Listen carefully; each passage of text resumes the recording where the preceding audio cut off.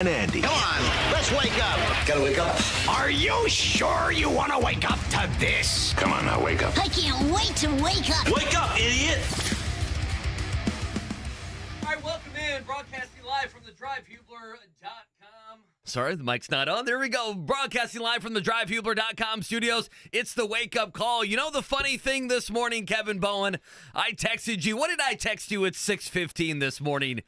Manna from heaven. Manna from heaven as the battle last night over the basketball as the Pacers go to Milwaukee. Not surprising they lost the game, right? I don't think we're too surprised they lost the game. We'll talk about that. But the hilarity that ensued, who had Giannis's basketball, that's going to be the story. It's one of the big stories on ESPN.com this morning, and we'll talk about it here for the next 3 hours. He's Kevin Bowen. I'm Andy Sweeney. Mark Dykton producing today's effort. A busy show. We're going to let you hear from Matt Painter. We spoke with him at the end of yesterday's show. We'll do that. Scott Agnes will join us. Mike DeCourcy will join us as well. And we want to hear from you as well. KB, a good morning. What a night last night. Didn't think we were going to get that on a Wednesday. Yeah, quite the temper tantrum out of, I guess, the best player in the NBA. Certainly one of them last night, and the Pacers did their part in making sure he looked like the best player in the NBA. Yeah, I felt like watching the end of that Pacers-Bucks game, and honestly, we really need to set the scene because it happened so late in the night.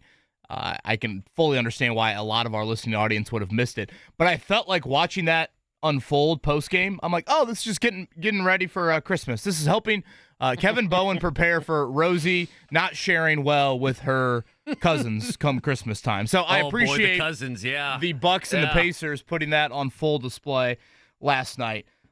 Let's just paint the picture, Andy Sweeney, okay?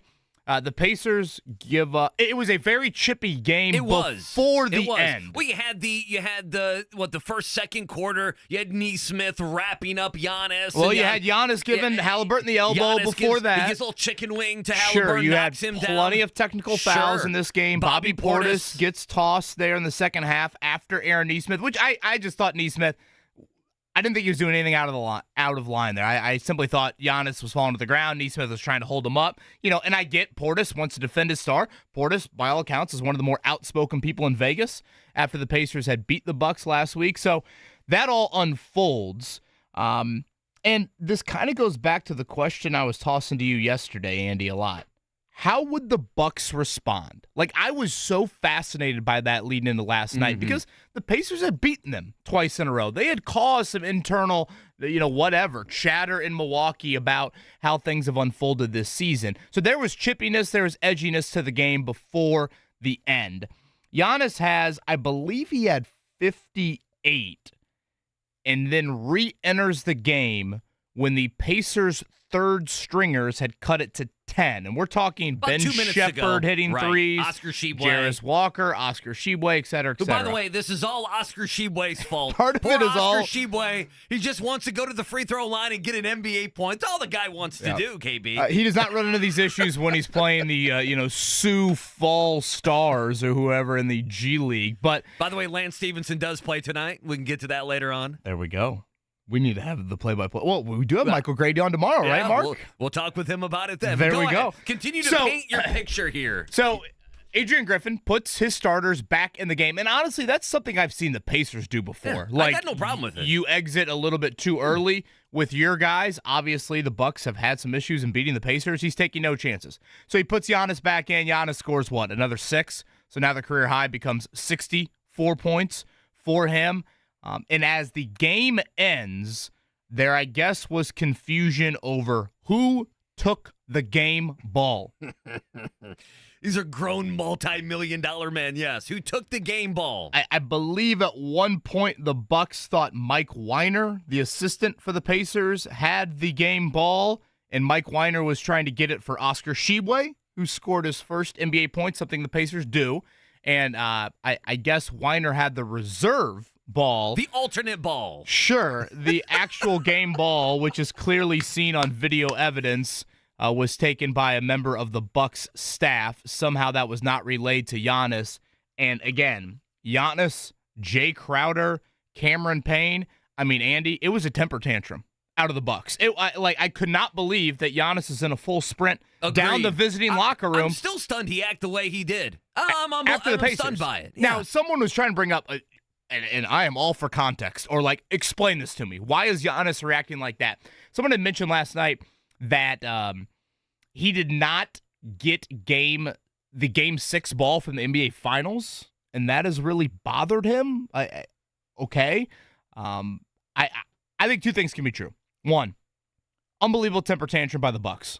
Look, Rosie Bowen over a candy cane. I mean, unbelievable watching that. And my God, don't let the dude score 64. Yeah. By the Andy, way, it was temper tantrums in the Sweeney household last night as well. There's temper tantrums everywhere last night. Giannis, 2 games of more than 42 points this season. 32 free throws last night attempted. 2 it's games unbelievable. of more than 42 points this season. One time, 54 against Indiana. Last night, 64 against Indiana. Just don't let the dude go for history. He's a great player. 35, 38, do what everybody else does against them. But 2 games this season, he's had more than 42. 54 last week in Vegas and 64 last night. It's unbelievable. First of all, I'll say this. I did not expect, the reason I text KB Manna from Heaven is it's a long season, right? It's a long 82-game season.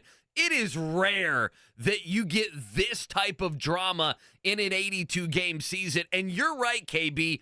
How Milwaukee responded was the big question that you threw out there several times yesterday. Hey, how are the Bucks going to respond here? The Pacers have won 2 in a row. The whole Vegas thing, unhappy about that. I mean, they didn't want to lose that opportunity, and it's something we wonder. Now, I thought the Bucks would win. I thought they would cover. They ultimately did, and I thought they would kind of be zoned in, right? That's how my read of the game yesterday was going to be about last night. And for the most part, that was true. Now, I did not think Giannis was going to have the game that he did. And again, 32 free throws attempted. We talked with Matt Painter yesterday. We'll play that at 8 o'clock about how Zach Edey is officiated. How about that? I mean, anytime he just head down was going to the rim, it was going to get two free throws. But I am stunned. It was a chippy game anyway. And then the end of the game, KB, I've never seen anything like that. A star like that throwing a fit when there is absolute. Now we'll have Agnes coming up at 8:30, and he had the video, and the video he's watched every angle. The video of it, is out there on Twitter. It's readily available on the internet. I mean, the last shot is taken, and the Bucks staff member runs right to the referee. The referee hands him the basketball, and that's it. That's the story. And for Giannis to not even, KB, throw a fit, but start a fight on top of it. Whatever happened in the locker room, whatever didn't happen in the locker room.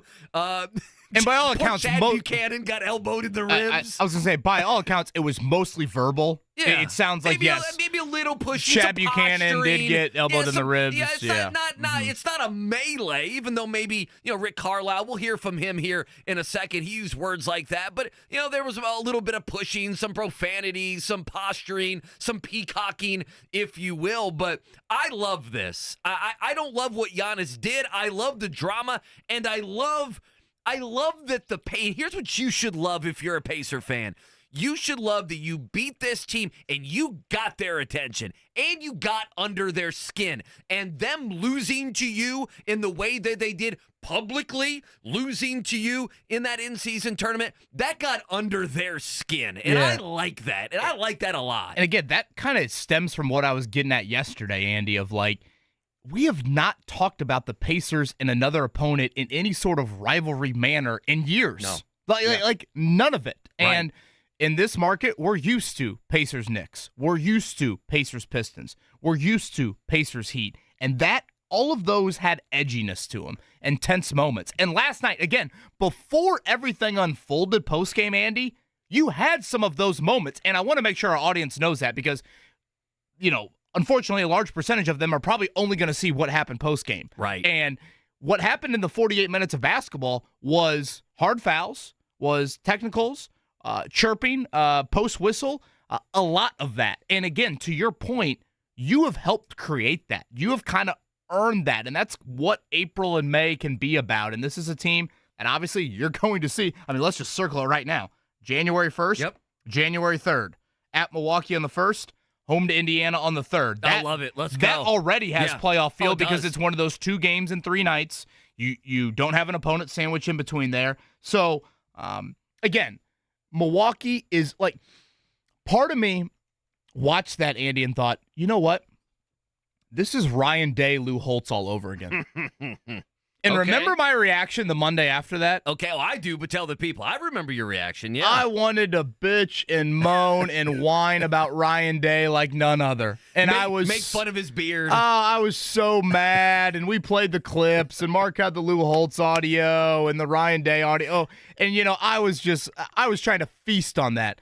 And you know what? Inside of me, I thought, why the hell did we have 10 guys on the field for 2 plays to end the game? Why the hell did we give up a 3rd and 19? You throw out that 11th guy maybe in the biggest play of the season. Sure. Could Go ahead and do Jesus that. Come off the edge and set great leverage there to stop the run. Like, that's where it really stems from. And that's kind of where I'm at with this. Again, Giannis was Ryan Day. Temper tantrum like none other. So out of line. I'm like, dude, what happened? That was my first reaction. I'm like, holy, did something, happen that we just missed during the course of the game? No, it's all over a ball. And so I want to be mad about that, and I want to be only mad about that. But you know what I probably should be mad about? Don't let the dude score 60 freaking 4. When you're down 10, you needed some stops. You could have got back in the game. You did. 64. You lose the game. I thought I was seeing things, by the way, on the opening possession when Buddy Hield got the defensive assignment on Giannis. I'm like, wait a minute. Am I seeing things Switch here? off, what's going on? The other thing about it is Giannis was, whether it's the forearm shiver to Halliburton or after the game or a couple times during, Giannis was going to Halliburton. Well, and this was star versus star for a little time. That was from, I think, a little bit of that Dame time celebration in Vegas. And, probably. You know what? Part of this is kind of why I've always...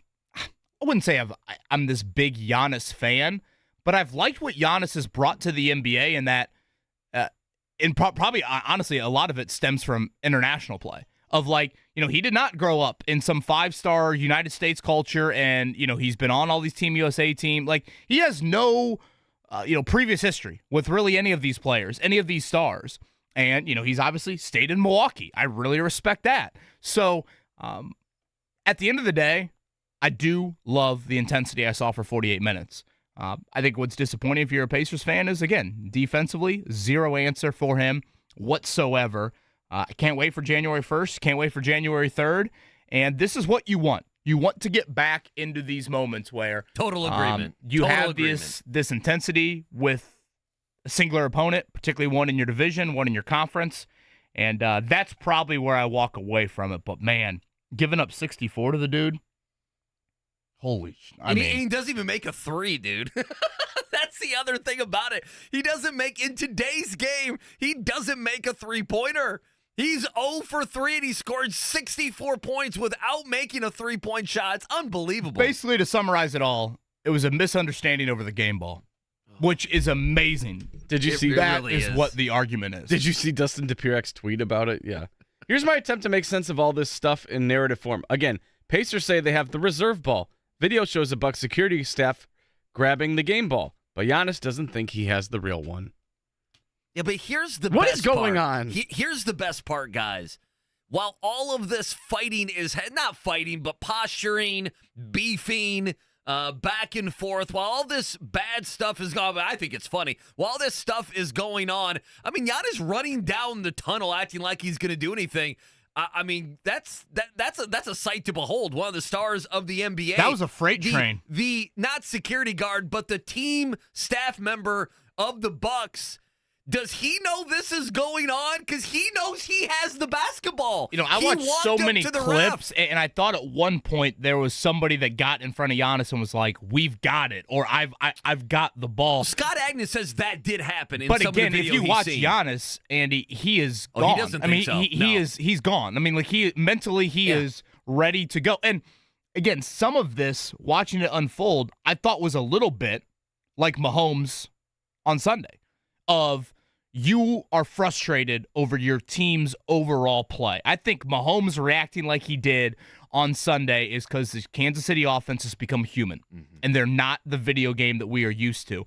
And I think Giannis's reaction is probably twofold. One, and again, I have no idea for the whole, beef with this, but, some of it is, I didn't get the game ball in the NBA Finals, so, this is kind of adding to it. But again, I think some of it stems from what happened in Vegas and what the Pacers did to them in the first 2 games this season. This one here from Kevin on Twitter, the comment of the day, January 3rd has to be free game ball giveaway for the Pacers. Oh, they have to do something. By the way, someone, national TV, whatever you got cooking, take the Knicks off TV. Put this game on national TV somewhere. That's a great point. Take the Knicks off TV. I don't know why January 1st on them. there, January 3rd here, and that concludes the season series. So, Andy, it's one of these storylines that it's going to live for 24 hours, then it's going to die for a few weeks, then we'll get it right at the start of January, and then nothing. And then it's gone for the months. final few months. Yeah. And then, of course, we'll see when the Eastern Conference playoffs unfold where the Pacers, where the Bucks fit into that, and if there's a possible 7-game series. An argument over the game ball. That's where we're at here on this Thursday morning. I guess if you're the Pacers, you're happy it overshadows giving up 140 to the Bucks and losing last night in Milwaukee by 14. It was one of those nights where Sheboy, Ben Shepherd, Jarris Walker, they all got in relatively early. 5 minutes ago in the fourth quarter, Rick Carlisle went there. Obi Toppin fouls out in 20 minutes, and boy, you need more from Buddy Hield and Bruce Brown. Those two right now, not giving you enough, especially from a starting lineup standpoint. So that will be a dominant topic on today's show. The other, I would think, big news item from yesterday is one TJ Watt has cleared concussion protocol, so he is expected to play this Saturday against the Colts. Try to hammer that point home, how big Watt would be for this matchup. I'll throw what I think is a pretty wild stat at you on what TJ Watt means to Pittsburgh, and again, the importance of this one, as this is typically a Friday. This is, with a Saturday game, we're going to get a final injury report today. For the Colts, they'll have their last practice of the week, so we'll run down that as well. As Andy said, we'll re-rack some of that Matt Painter coming up at 8 o'clock, Scott Agnes at 8:30, and get you set for a great college basketball weekend with Mike DeCourcy coming up at 9 o'clock. Good Thursday morning to you. Kevin Bowen, Andy Sweeney, Mark Dykton. We're sharing well here on this Thursday morning. The same cannot be said for the Pacers and Bucks last night. We'll talk more about it next. The Ride with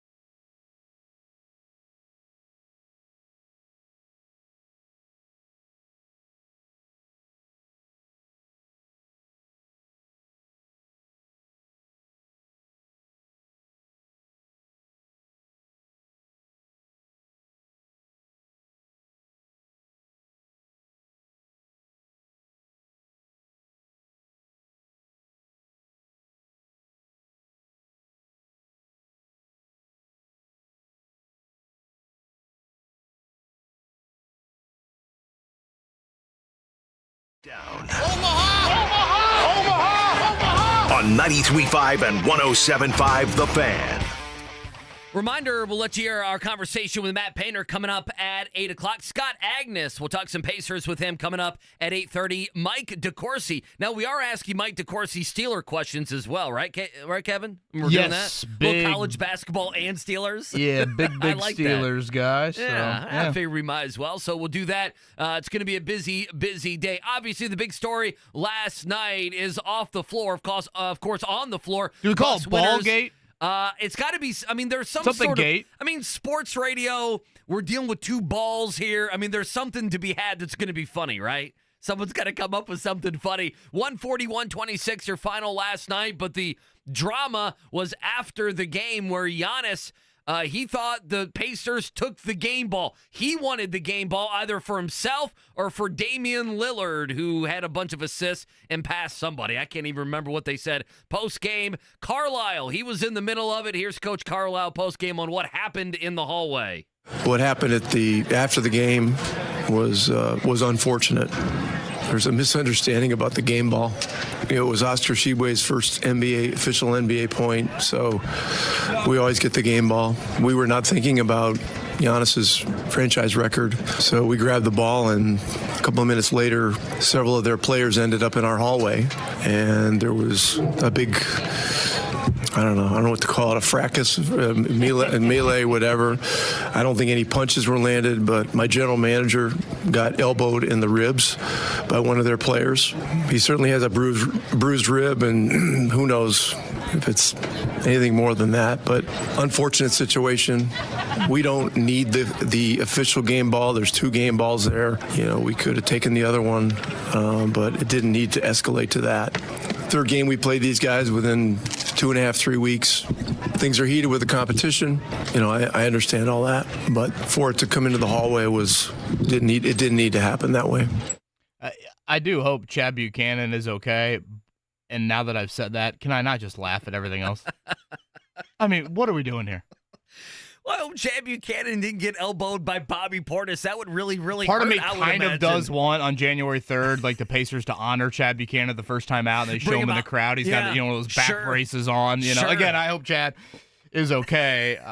Great dude, but I mean, what are we? Honestly, Rick's probably like, hey, I like talking about this. It's better than talking about giving up 64 to the dude. Yeah, but think about out of all that happened in the game, the only guy that got injured was poor Chad Buchanan, who didn't even play in the game. That is so true. You want to hear from Giannis after the game? Sure. On the game ball, here's what Giannis had to say. Temper tantrum, Giannis. I don't know. I have the ball, but I don't know if it's a game ball. It doesn't feel like the game ball to me.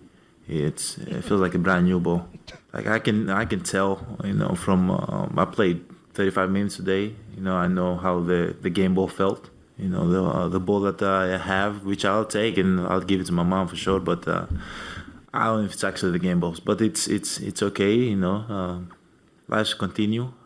Life does continue. Yeah, hallelujah. Thank the Lord that God. we'll have a game Friday night to talk about. I was thinking, did they put the alternate ball in maybe towards the end of the game so it's not as rubbed, if you will, as the ball that was I'm not getting into any balls minutes. and any rubbing of anything. I am just literally laughing at this slick. is what we are talking about. It sounds like my daughter's arguing over who gets to hold one of the Disney dolls we have. It's an absolute temper tantrum. Again, I literally I love Rosie Bowen so much. It is literally Rosie Bowen. Yeah. The only difference was I had it. It's mine. No, it's mine.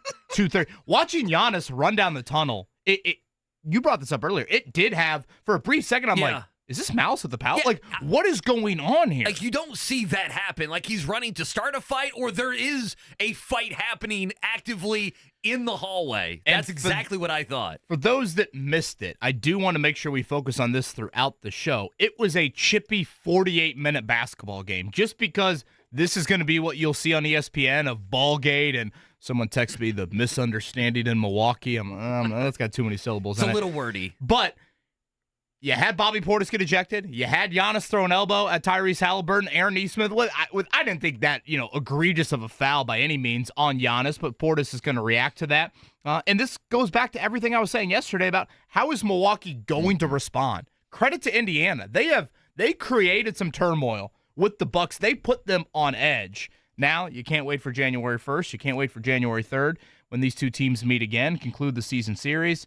So I think two things can be abundantly true, Andy Sweeney. The temper tantrum, largely by the Bucks, was absolutely pathetic, as was the Pacers' defensive effort against the guy. Yeah, and then on top of it, I find great humor in all of this. Like, does Giannis come out and, like, tweet out an apology or that he was wrong? Because he was wrong. Like, it needs to be said that he was not right in all of this. The ball that was in play at the end of the game was given to a staffer directly following the game. Listen to what you just said. I mean, how pathetic is this whole thing? I mean, Giannis was wrong about it, and it escalated. I mean, I guess here's the thing. Not to bring it back to the malice in the palace, but, you know, Giannis, the players on the Bucks are going to back him no matter what. We saw that with Bobby Portis earlier in the game, who got booted from the game because of the technicals. But, like, those guys, you know, his brother's on the team and everything else. His brother stinks, by the way. Hey, well, of course he does. I mean, you know why he's on the team, and he was what is this, angry 7th with the grade? foul. I mean, he was angry with the Neesmith foul and everything else. But my point being, if it's a guy at the back end of the bench, you're not going to ride or die with that guy. If Giannis is like, yo, I'm pissed off, I want to fight over this game ball, you know what you're going to do if you're on that Bucks bench? You're going to ride or die with Giannis. Yeah, I think that's the difference. I mean, honestly, I think if you're a Bucks fan, you're pleased with how your team responded for 48 minutes. Like, I think I would agree with you that. You want to see Bobby Portis like that. You want to see a little bit of an edge. You like what you saw with last how night. this season has unfolded. And again, I think if you're a Pacers fan, what last night showed me in 48 minutes is there are now teams around the NBA, good teams, that highly respect you and have certainly talked about you behind the scenes. Total agreement. And it's been a long time since this franchise has said that. I guess I'll repeat it again. The Pacers did lose 140-126, 13-9 on the year at Washington, at Minnesota. Michael Grady, voice of the T-Wolves, going to join us tomorrow. All right, Colts injury report, Andy. Back to reality. No Jonathan Taylor, no Braden Smith at practice yesterday, so it's looking like those two will not be in the lineup. Good news, though, on E.J. Speed, Juju Brents, Jalen Jones. And then on the flip side of it, two things to note for Pittsburgh. Deontay Johnson, I would say their number one wideout. He popped up on the injury report yesterday, so that'll be something to watch with the knee injury. But T.J. Watt, cleared concussion protocol. The Steelers announced that last night, so he is expected to play on Saturday afternoon. When we come back, I want to throw a stat at you. This matchup to me, T.J. Watt against, in all likelihood, rookie Blake Freeland at right tackle, this could be the difference in the game. Like, yeah. I just... Well, they're going to have to help a lot, more than they did Myles Garrett. I cannot stress that enough, and what we've seen this year, Andy, is when the Colts have played elite pass rushers, those dudes have looked elite. And so that, I think, is of concern. As much as Mitch Trubisky is of concern for the Steelers, T.J. Watt against a rookie, of concern, I think, for the Colts. Quickly, Thursday night football, Chargers, Raiders, a bunch of 5-8 teams. That's a 3-point spread. Aiden O'Connell favored by 3 tonight. And then also, just to throw this out there, I know it's going back to the NBA. Draymond Green suspended indefinitely. There's going to be a meeting, I believe, today between Draymond, people there in the NBA, and his people to figure out exactly the next step. If he needs some sort of anger management, whatever it may be. That's why they didn't put a number on it. But Draymond Green, suspended indefinitely. It could be a while before you see him back on the basketball floor. Again, on the other side, what would T.J. Watt mean to the Steelers? And obviously the Colts coming up on Saturday. We'll re-rack Matt Painter coming up at 8 and continue to talk about Ballgate here on the Wake Up Call. It is the Wake Up Call with KB and Andy on a Thursday. Soccer Saturday.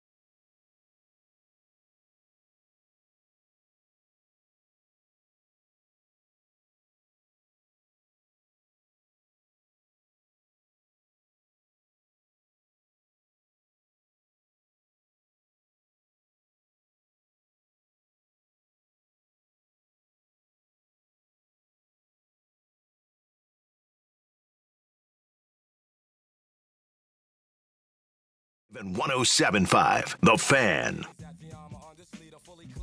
So we need everyone to help us here. KB, what's your Twitter handle? Mine's @TheOnlySweeney. I don't know you guys' by heart. I got to be honest. K Bowen 1070. Okay, and Mark, go ahead. What's yours? I'm throwing all three of them out there. Mark D 1075. There you go. And also in the YouTube chat, we need something better than Ballgate. You would agree with that, right? How with about what this one happened from last Kirk? The Spalding spat. That's pretty good. Carlisle used the word fracas, I guess. Maybe there's something there. Maybe, I thought he said melee, didn't he? He at said one point? melee, but I don't think verbal melee. Yeah, it's a verbal melee. That was not a melee. Again, the game last night, Pacers losers, 141-26. Giannis went absolutely nuts with 64 points. Pardon the pun with the nuts there. And then after the game, the game ball. Who has the game ball? That was the big battle. We've been talking about that and playing some sound with that. Now, did you happen to see, this was 7.5 hours ago, so about midnight or so. Did you see Tyrese Halliburton, his Twitter account last night at all? Did you see this? He went Dr. Seuss, right? Yeah, he put up, if people know what the Cat in the Hat looks like, the book, the Dr. Seuss book, I'm going back to the 1930s now. He obviously edited the Cat in the Hat, the cap on this app. Now, can you help me and the listeners on what he may mean by that? We need that translated this morning, do we not? Yeah, I don't fully grasp that one there. Oh, goodness. He's got, right now, he has 591 people have responded. It was in various funny, ways. like, watching it. Really, Halliburton and Lloyd Pierce, I think, were the two Pacers kind of left on the floor when Giannis came back out of the visiting tunnel. And Giannis is clearly pissed off and, like, is going to make it known. And Lloyd Pierce and Halliburton are kind of like, dude, what are you yelling about? Like, you know, I have no idea what is going on here, and in a very kind of defensive manner, just uncertain of what to say. Jason's been going back and forth with me here on Twitter about the Bucks leaving Giannis in late. Again, Carlisle emptied the bench, Andy, with about 5 minutes to go. I was a little surprised he did it that early. That, to me, was my first impression. The fact that Adrian Griffin kept his starters in for the next couple of minutes, I was not that surprised by. Again, one of two reasons. One, I thought Rick might have done it a little bit too early, you know, but just based off kind of how normal NBA games go. It was about a 20-point game at that point. It was right around 20 points. Yeah, I thought, you know, whatever. Maybe you leave him in for another minute or two. And then if you're Adrian Griffin, I mean, there's been moments, certainly in the McMillan era, but even in the Carlisle era, where you've been on a losing streak, or, you know, there's been a couple of moments in a game where maybe it hasn't been smooth sailing and perfect. So you leave your starters in for another minute or two just to make sure that, like, okay, everything, we're going to wrap this up. We're not going to have any issues with it whatsoever. I've got no problem with the Bucks leaving their starters in, Giannis scoring more. I've got a bigger issue, Andy, that Giannis has had 2 games over 42 this year. Just 2. 54 against Indiana and Vegas, and 64 last night. Yeah, I mean, like, how is that? I get we want to be mad over all these unwritten rules of, you know, how dare they leave their players in? Why aren't you mad about the defensive effort? Yeah, that's what remember when the Dolphins scored 70 points against the Broncos. That's just one of the more recent examples that I can remember, KB. And we talked about, well, you know, what were they going to do? Should they have been running this play or that play? We get this all the time in sports, whether it's baseball, basketball, football. We get the team that's mad that they're losing, that they're being embarrassed in some sort of way. They get angry if a player of substance is left in the game far too long when it's a 20-point game or a 10-run game in the 9th inning, whatever it may be. To me, and I'm not saying this towards the Twitter guy, to me it's a little bit of loser's cramp there. I would rather focus on the funnier things that happen at the end of the game, and if you want to say the serious thing, and that is you can't guard Giannis, and he's dropping 64 points, and he's doing so only by making 2-point shots. I mean, that's just what's crazy to me, like big picture. Like, this guy can't shoot a 3, but is able to score 64 points in a damn basketball game. That's what's crazy to me. Obi Toppin fouled out in 20 minutes last night and didn't get the Giannis assignment. Buddy Hield got the Giannis assignment initially. I thought I was seeing things. I mean, whose Buddy's known as one of the worst defenders on the team, right?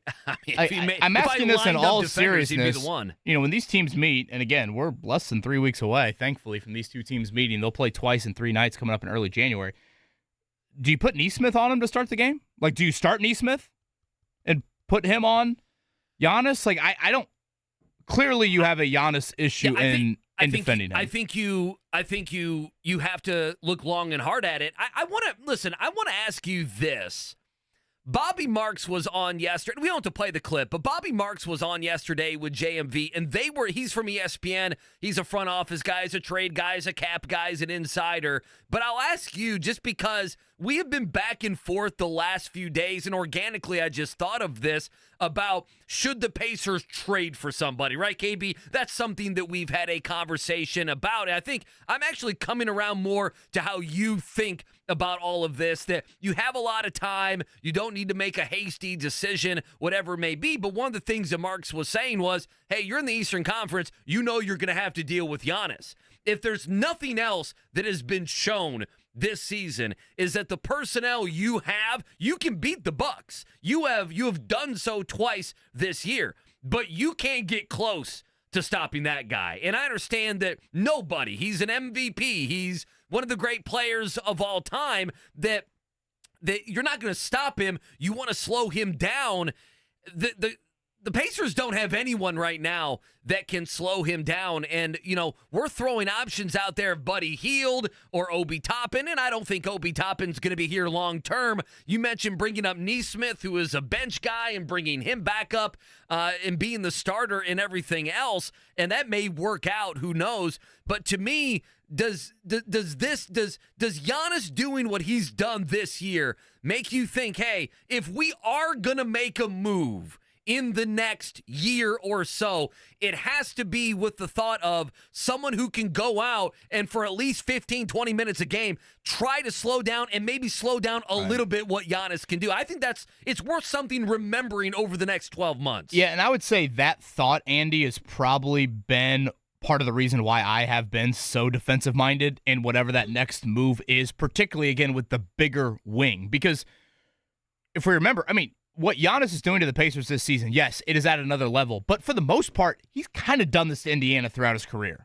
That is pretty much what he has done throughout it. So that's where I kind of look at him like, is there a 25-year-old Thad Young out there? Mm-hmm. And I don't know, maybe that's a disservice to Thad Young, but there were moments where Thad Young did a really nice job against Giannis. And again, I am not expecting the Pacers to hold this dude to 18, to 24. But if you look at his season so far, he's played, I think it's 23 games. Again, Andy, he's been 42 or less in all these games. Yeah, how about 38 points? But for some reason, it's 54 and 64 against you. So that's where I am kind of at. I thought Isaac tweeted at me earlier this morning, and I thought this kind of summed it up really well. He goes, and I do want to make sure that we focus on what happened in the first 48 minutes, because for those that did not watch the game last night or whatever, checked out in the second half, this game had edginess, chippiness, extracurricular. Bobby Portis gets ejected. Aaron Nesmith with, I thought, a very fine, but probably hard foul on Giannis that led to Portis getting tossed there a little bit later. Portis and Toppin got into it. You had Giannis kind of throw an elbow at Halliburton after a dunk. And again, I think some of this stems from Halliburton's post-game or post-3 reaction in Vegas, which all of this is great. Like, this is what you want. Oh, we love it. Yeah. Isaac tweeted at me, goes, relevance creates rivalries. Total agreement. Reggie versus the Knicks, Paul George versus the Heat, Halliburton versus the Bucks. This is awesome, and I can't wait to watch it ensue. And then in parentheses, he puts, would be nice to hold Giannis under 40 for a change in the upcoming games, however. Like, that to me kind of sums up everything. Before we got to Ballgate, and boy, some of these are great. Ball before the brawl. Fracas with the freak. Charlie, decorum at the form. Very good by so many people here on this.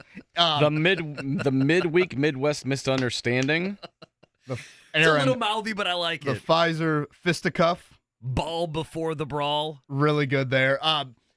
So much of this, Andy, boils down to, hey, the Pacers are relevant. And the Pacers have created and under the skin with the Bucks. Again, it will be misunderstood because all we're going to see on ESPN is what happened post-game. But that, to me, is a credit to the Pacers. Having said that, it's utterly pathetic that they allow Giannis to have the nights that he's having compared to the rest of the NBA, keeping it at a much more manageable, 35-ish. And when you think about it, he had 37, I believe it was. He had 54 in the game back at Gamebridge. He had 37 in Vegas. And remember, Andy, when we talked after that game, which would have been, a week ago today, what did we say? How quiet was Giannis late in the game? Right. Like, you did do a nice job. We thought they did a fine job. 37, you late won the in the game especially. Sure.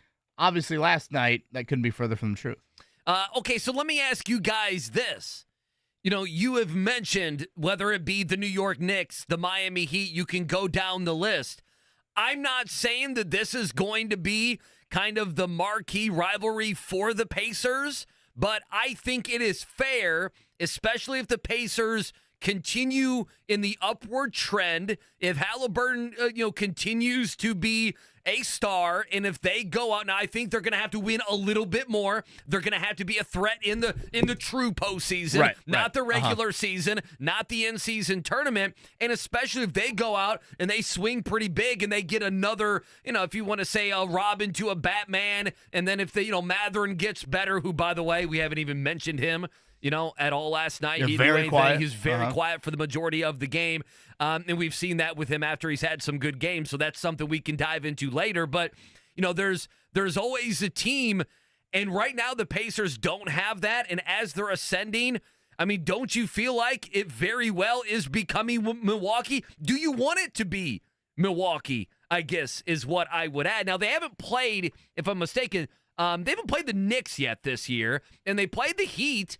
And there was no beef with the Heat, right? Those were just two pretty good games, right? They split those two games. I didn't look at those games and say, oh boy, there's something here with Halliburton and Jimmy Butler, right? They even won a game without Halliburton against Miami. So, hey, Philadelphia, you played them. Maxey had that great game, but I don't see any kind of drama.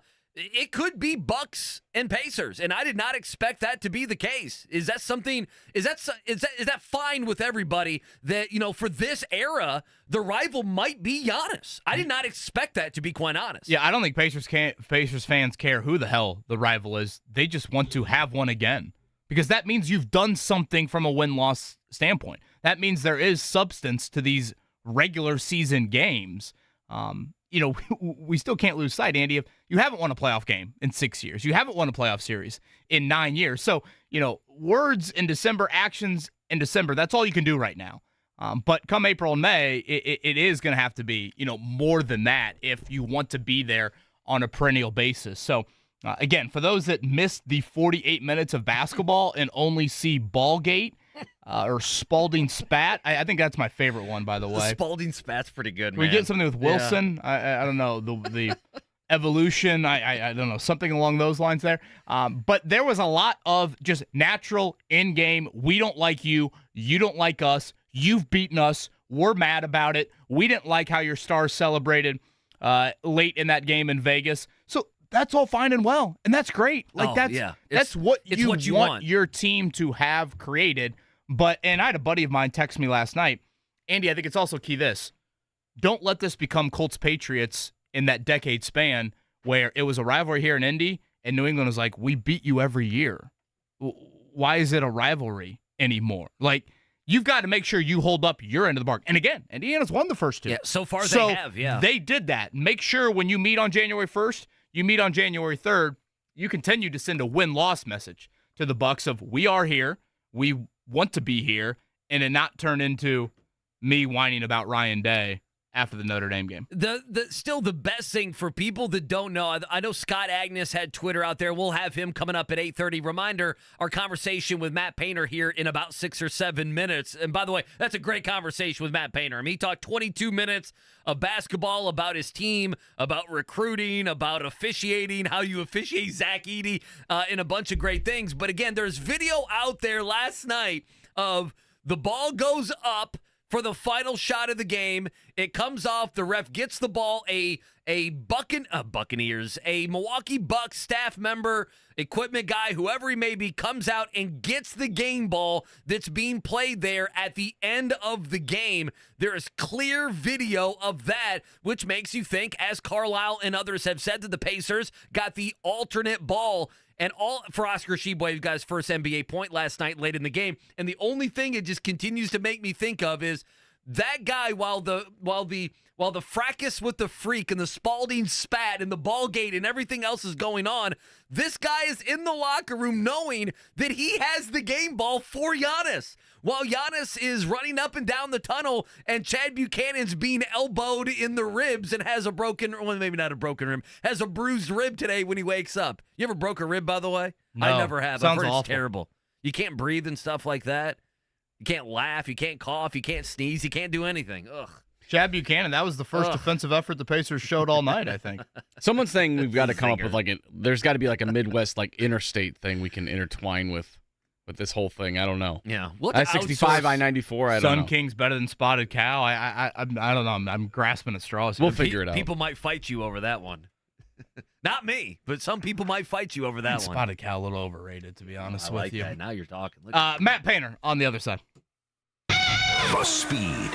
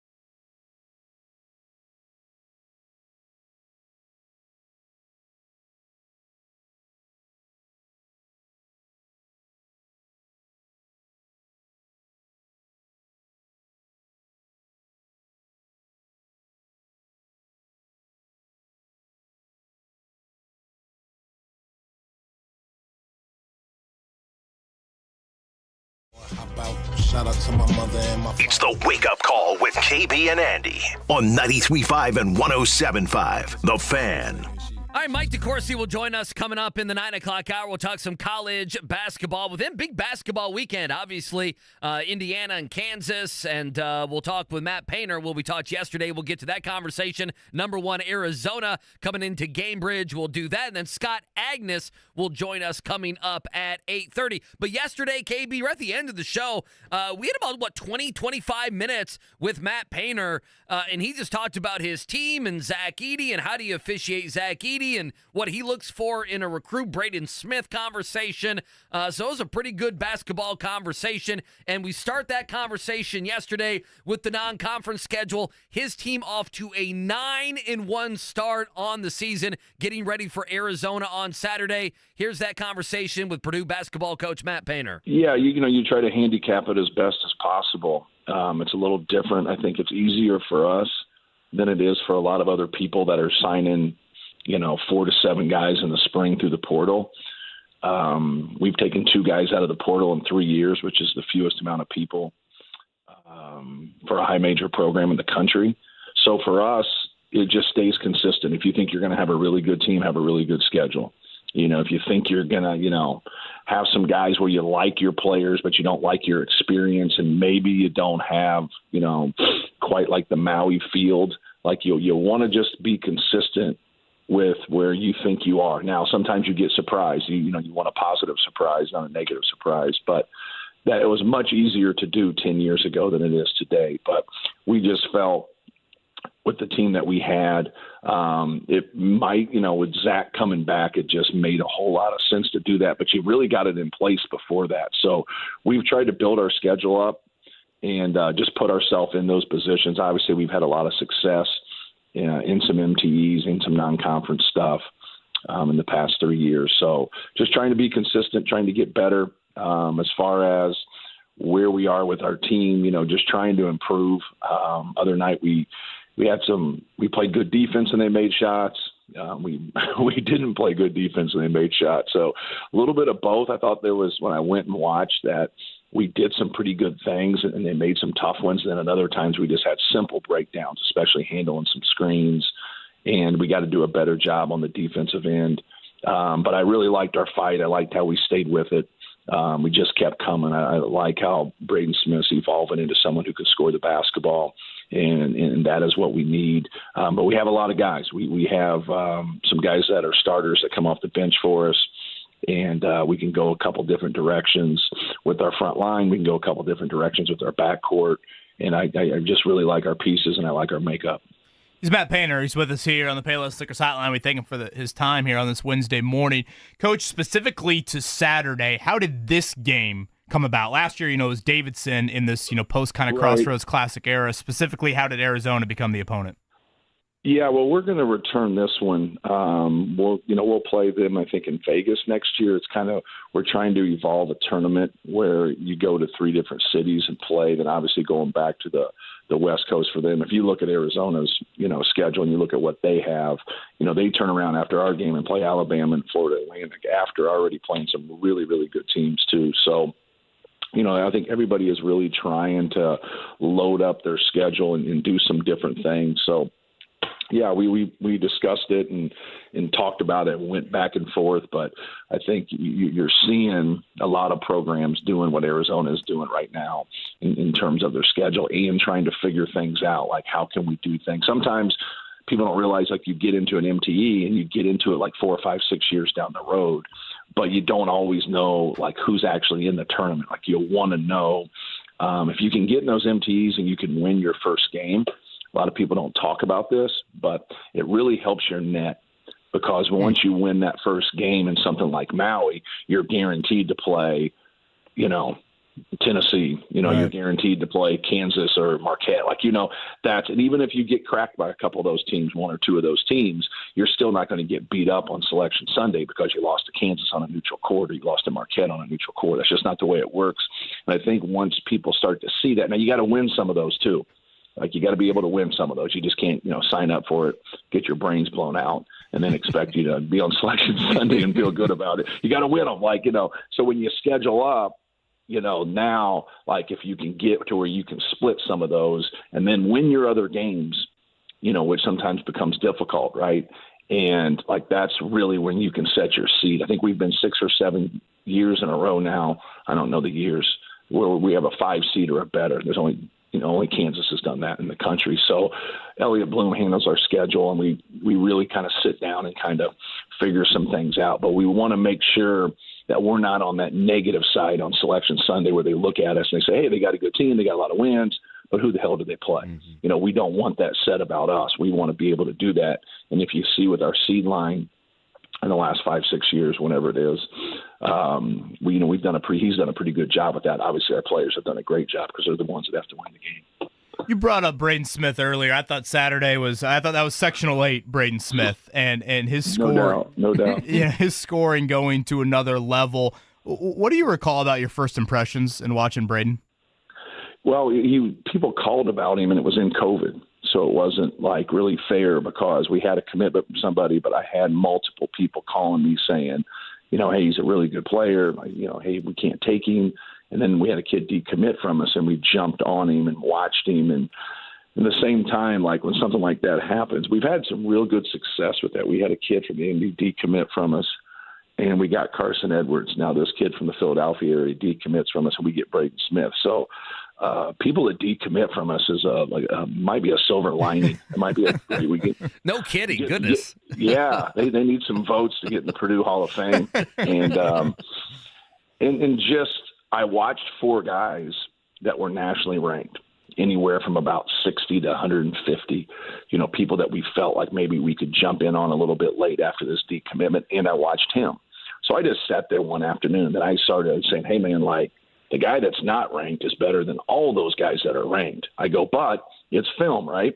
Which, you're watching it. It happened. It's whatever. But you like to see people versus competition. You like to see people in person.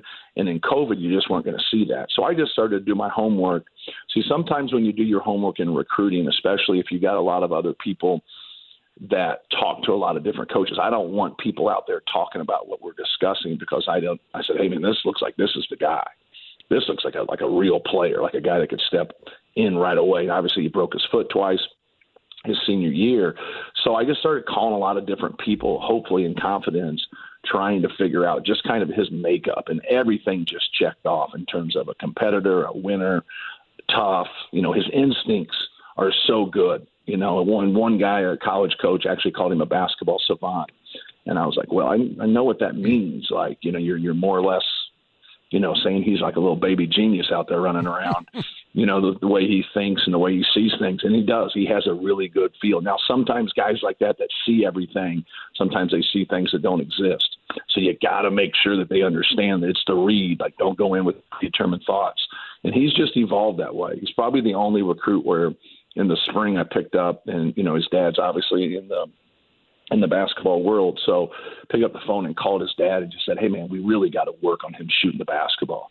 Like how many times do you call parents and say, hey, like, if you're working him out, let's try to build up his confidence. Let's try to get him going to where he's got to shoot the basketball. Normally you get guys that take bad shots. You got to curtail it. You got to tell them this isn't what's best for Purdue. And, you get into that field where this was the opposite. He just wanted to set everybody up. He just wanted to be just a total distributor.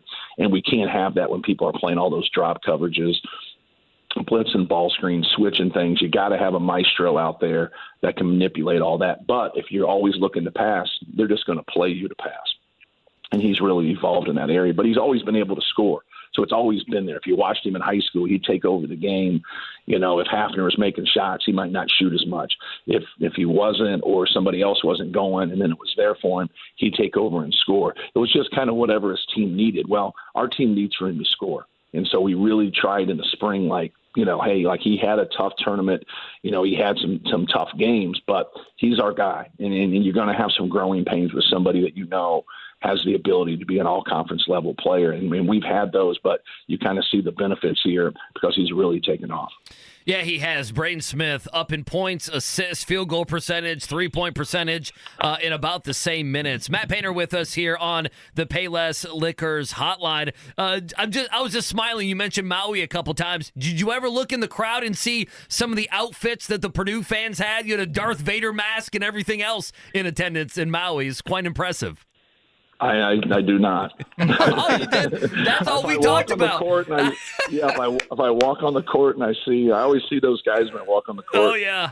with those crazy suits. I see them. Yeah, Purdue. But I don't.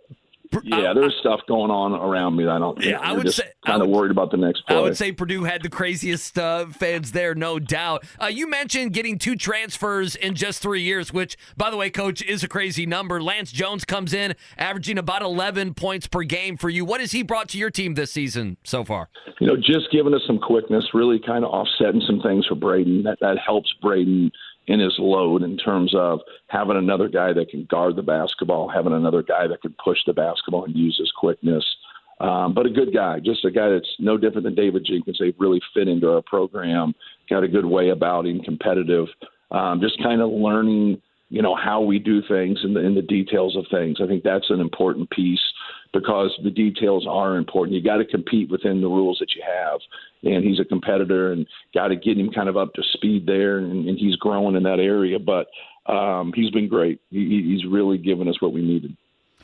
Matt Painter's with us here. Obviously, Arizona and Purdue. It is sold out coming up 4:30 on Saturday inside of Gamebridge Fieldhouse. Coach, I know Nate Oates had some comments, I think, earlier this week on Zach Edey and how he's officiated in that game on Saturday. Obviously, that's been a hot-button topic, I think, for you as well over the past couple of years. How have you seen Zach being officiated this year on both ends of the floor? Yeah, well, last year we had a stretch where it was really bad, and it was high-level officials reffing our game, kind of like they were reffing like the rules were different. And that's the only thing that I've been able to say is just make it consistent. Like you can't get a coordinator of officials or the head of officials on the national level to say we have 2 separate rules, but yet we had 2 separate rules last year for a while. And how he got officiated was different than how everybody else got officiated. And they're acting like he's getting the benefit of the doubt, and it's the flip of it. So it really shows their lack of intellect when it comes to basketball. If you can't sit there and look at a box score, or you can't sit there and not watch every play and then go back. The start of the Alabama game, like twice he gets wrapped up, he gets wedged, no call. And I'm like, man, here we go. And then all of a sudden they picked up on it. So when you go back, you got to be able to go back and say, okay, 17:42 right there, first half. Go back and look at this. All right, 15:55 in this. Go back and look at this. You can't sit there in theory and speak on something without giving support. It's like going into court and saying, hey, here's my theory, but then you don't back up your theory. And the jury and the judge are looking at you like, hey man, like, you got to convince us here. You just can't go out and say something. How we've gotten to where people that don't understand something speak on something publicly is crazy to me. That's crazy. To be like me popping up and say, okay, here's what we're going to do in this chemistry lab. All right, guys? And then people that are chemists would sit out there and go, no, that's not it. Like, that's just not. So, like, now, like, this allows people to talk. It's what talk radio is, and now it's just gotten to a new level. But with him, you can't wrap your hands around him. You got to play legal defense. You can't stick your knee up right there. You can't put 2 hands in his back. You can't, like, any good official will tell you can't mess with the shooter. Any official will say that. You're like, man, he barely hit him on the elbow. Yeah, well, if you're shooting a 20-footer and you barely hit someone on the elbow, it affects the outcome. You can't mess with the shooter. So a lot of what they've done, so we go into the Northwestern game this year, and the year before it was just a joke. I mean, one of the worst officiated games I've ever been a part of. And they go into it, and we go back, and they miss 3 really crucial things at the end of the game. But I'm so excited that they actually ref pretty well for 38 minutes. Like, I'm just like, afterwards we got beat, and I'm like, hey, man, these guys did a great job. I go back and watch the film. They had 3 major misses at the end of the game, but I could care less. I was like, hey, man, you guys were fair. You were consistent. You missed some at the end, but at the end of the day, like, compared to last year, you guys are great. You need a raise. And so I was like, this is fabulous, like, whatever. So that's what we need. We need consistency. The guys that go out, like, we play Marquette. Okay, this is a great example. They foul 18 times. We foul 11. We had the fewest amount of fouls in the country last year. Okay, so just take that for 362 teams. We had the fewest amount of fouls because we work on not fouling. And Marquette fouls us twice at the end of the game on purpose because they're behind and they have to. So it's really 16-11. When you start that game and you watch how they officiate, they get it right away. Bang, he held him. Bang, they get this, they get this, they get this. Now, for 34 minutes, we have a really good game with not a lot of fouls called, all because they started the game, they wrapped him up, foul. They hook him, foul. They just get it right away, and now they don't have to mess with this stuff for 40 minutes because now that team adjusted. Marquette adjusted. They were trying to switch ball screens. They had mismatches, and then the rest of the game is just easy. And so that's all they have to do. But when they sit there and they don't see it, the thing that they miss officiating that's different than most is he will swallow you up on the baseline. What I mean by that, if you're the baseline official and you're sitting there and you got to look through that defense sometimes, how they foul him and what they do, whether they're holding him, whether they're locking him, whether they're pushing him. All right, sometimes it's subtle, but subtle things don't move him very much. What happens is that outside official, my terminology is not going to be great because I'm not an official. That outside official that's at the angle, he's got to be able to look through and see all that and really come in and help that baseline guy because Zachary's so big, he takes all that stuff up there. So when I see all that stuff, because obviously I go through things for, looking for Arizona stuff, looking for recruiting stuff, and I see this stuff, and then, I didn't listen to that guy who spoke on another day, but I see, just whatever the headlines are because I'm not reading it. Every now and then I'll jump into it and read it. It's crazy to me because you got to be able – the good ones that go out that follow basketball, they always just – they always will show the clips to support what they're saying. But it's just the consistency of reffing and understand that you can't go in as a ref as a theory and say, here, we're going to let you play today, guys. We're going to call it close today, guys. You got to call – the fouls that are in front of you. You got to understand advantage, disadvantage, but you also got to be together as a crew. So if you got a new crew and they come into the game and they've never watched clips on Zach Edey or they've never watched Purdue play, you got to do your homework. I'm watching Arizona. Tommy Lloyd's watching Purdue. If we got 3 officials on our game on Saturday and they've never went through and watched Arizona play or watched Purdue play and they don't have a feel for those things, then they're not doing their homework.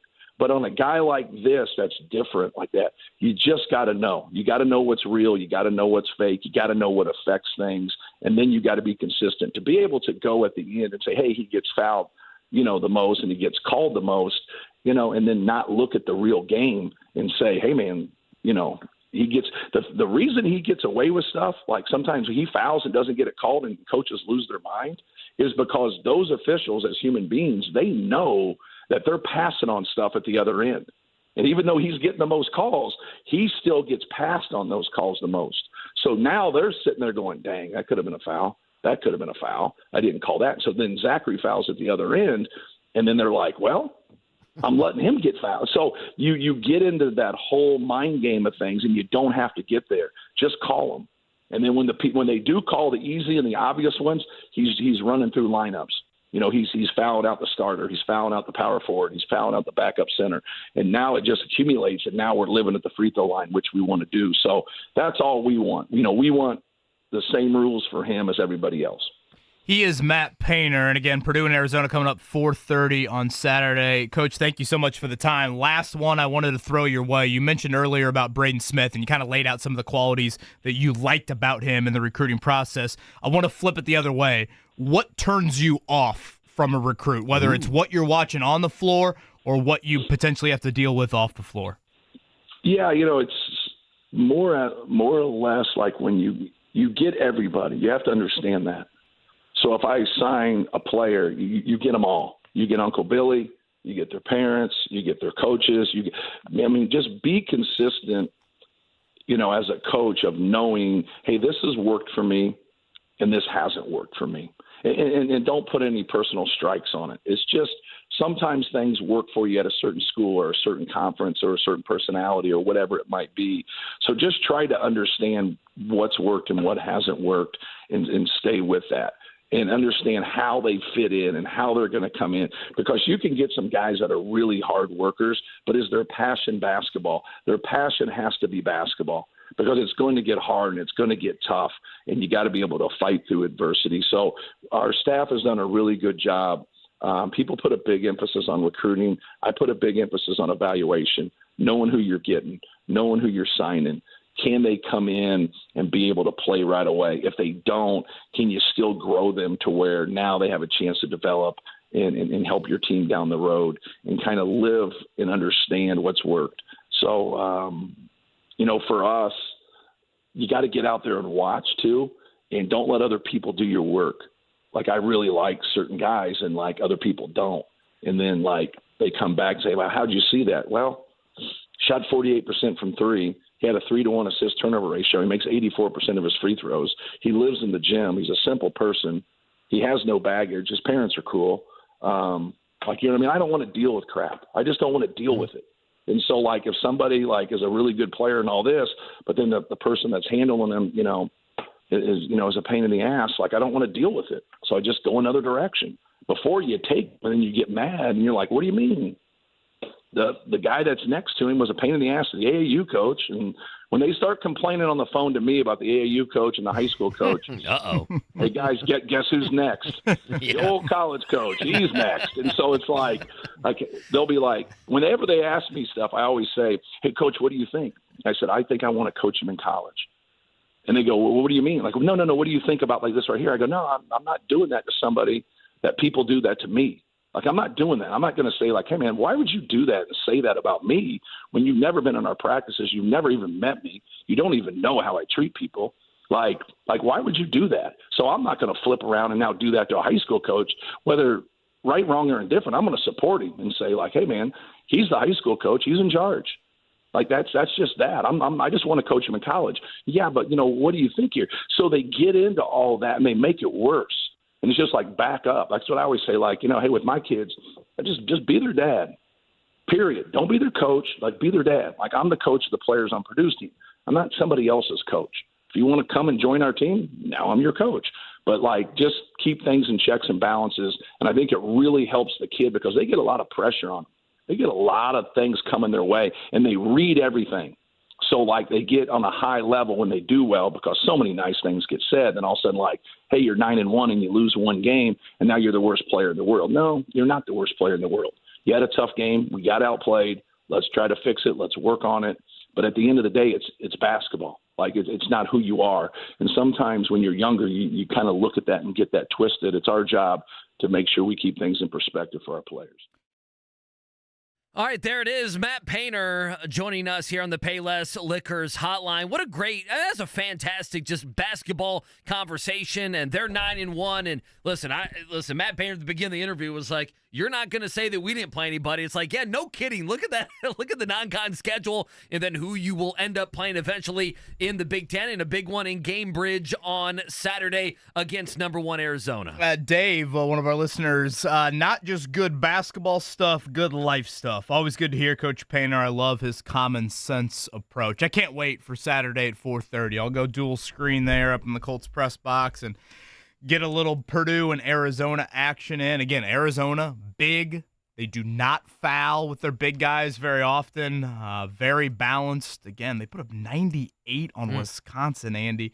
Most points per possession against the Badgers in 6 years. So really looking forward to Saturday. It's going to be a busy day of hoops. Speaking of hoops, and I guess literally the basketball, we had crying and whining over who got the basketball after last night's Bucks and Pacers game. Let's begin with the temper tantrum in Milwaukee. The Morning Checkdown. Omaha! On 93.5 and 107.5 The Fan.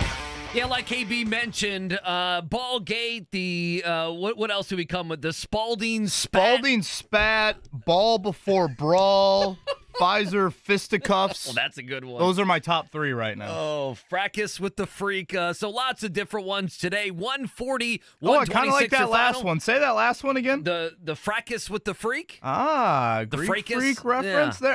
Yeah. Okay. You Add like that to the list. Yeah, I think I'm going to add. So we got 4 or 5 good ones. Again, tweet at us. We'll read those as we go today on the Wake Up Call. Reminder, Scott Agnes at 8:30. So he's coming up here in about 5-6 minutes or so. Mike DeCourcy coming up in the 9 o'clock hour. So let's move through this quick. Bucks winners last night, 140-126. Aside from the game, and Giannis was so good, 64 points. He went to the free throw line 32 times. He scored 64 points, KB, and did not make a three. 0-3 from beyond the arc. And then, of course, everyone knows the battle after the game. Giannis unhappy going up to Pacers assistants. The battle after the game. What is this? Gettysburg? What are we doing here? The battle after the game. The year was 2023. Who took the game ball?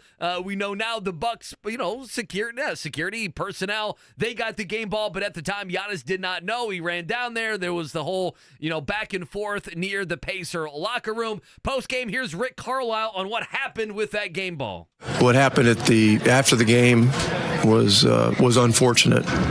There's a misunderstanding about the game ball.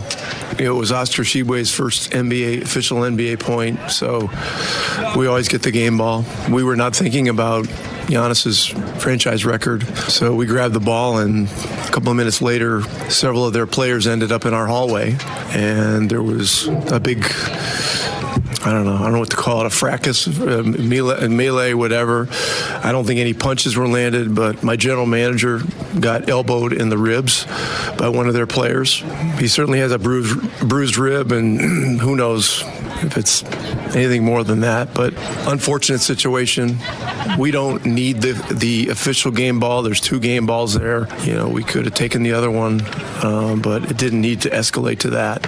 Third game we played these guys within 2.5, 3 weeks. Things are heated with the competition. I understand all that, but for it to come into the hallway didn't need to happen that way. I thought, shout out to Patrick, by the way. I thought he summed up this very well. He goes, both teams owe everyone an apology for making this a talking point. I could not agree more with that. The Pacers need to apologize for being so horrific on defense that they allowed a dude to score 64 points in the game. Andy, the 5 Indiana starters scored 65. Giannis scored 64. So there's the first apology. So I would like a statement today from Herb Simon, and then who's the Bucks owner? Doesn't Haslam, the Browns guy, have some stake in the Bucks?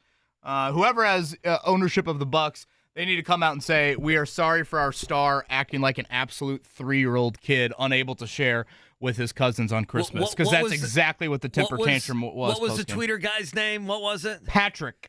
Here's where, yes, you guys are not, fundamentally you guys are right, but here's where I'll we disagree. Need Twitter Notes app apology by noon today from Herb Simon and the Bucks owner. Come on, the time's up, Herb Simon. But here's the thing about it, where you guys are wrong.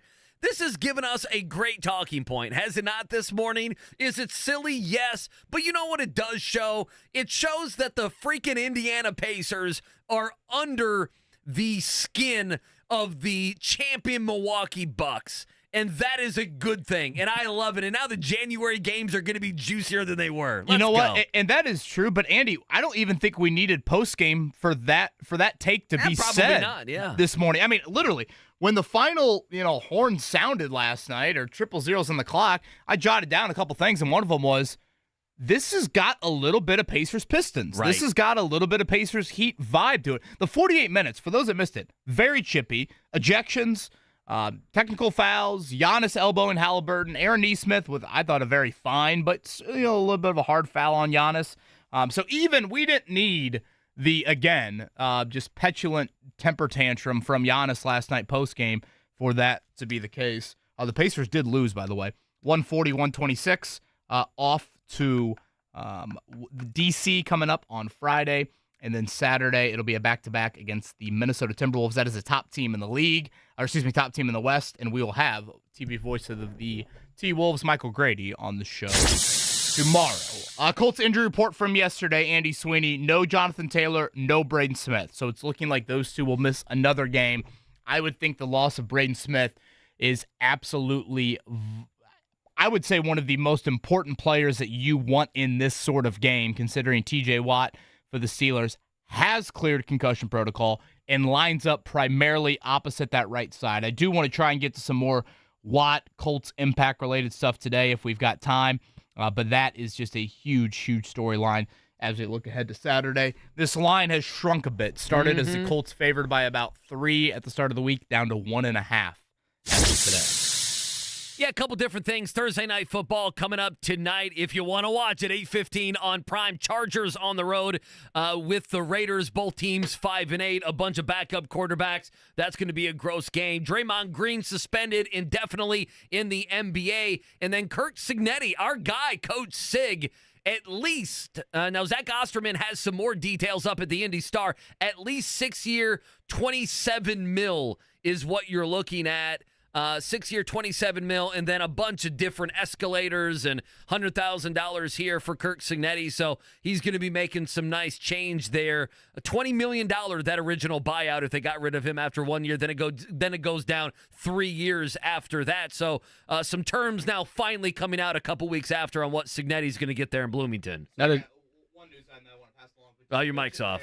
Your mic's out. There you go. Sorry, I got one more news item that I want to pass along. But did you mention there for every bowl game adds 1 year on? I saw that note as well. Yeah, you know, $500,000, I believe, for making a bowl. I saw that at Kentucky. They used to have a thing with Mark Stoops. When he got to 7 wins, he got a raise and he got another year. Now they amended that because they got good enough there. So I'm not surprised by that for Cignetti early on. If he can get some good cash here if he can win in the first couple years of this deal. Again, Scott Agnes is going to join us here in a few minutes. It is a melancholy end to this morning checkdown. The Pacers just announced one of the all-time greats, certainly here in the state of Indiana, regardless of high school, college, ABA, NBA.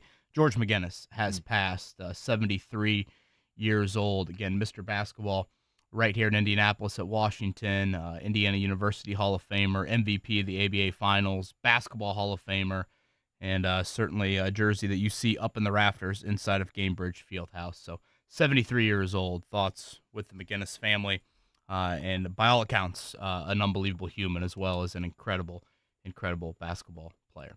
You listen to the Wake Up Call with KB and Andy on 93.5, 107.5, The Fan. Bullseye-eventgroup.com and the Colts VIP tailgate presented by Hayes & Sons Restoration.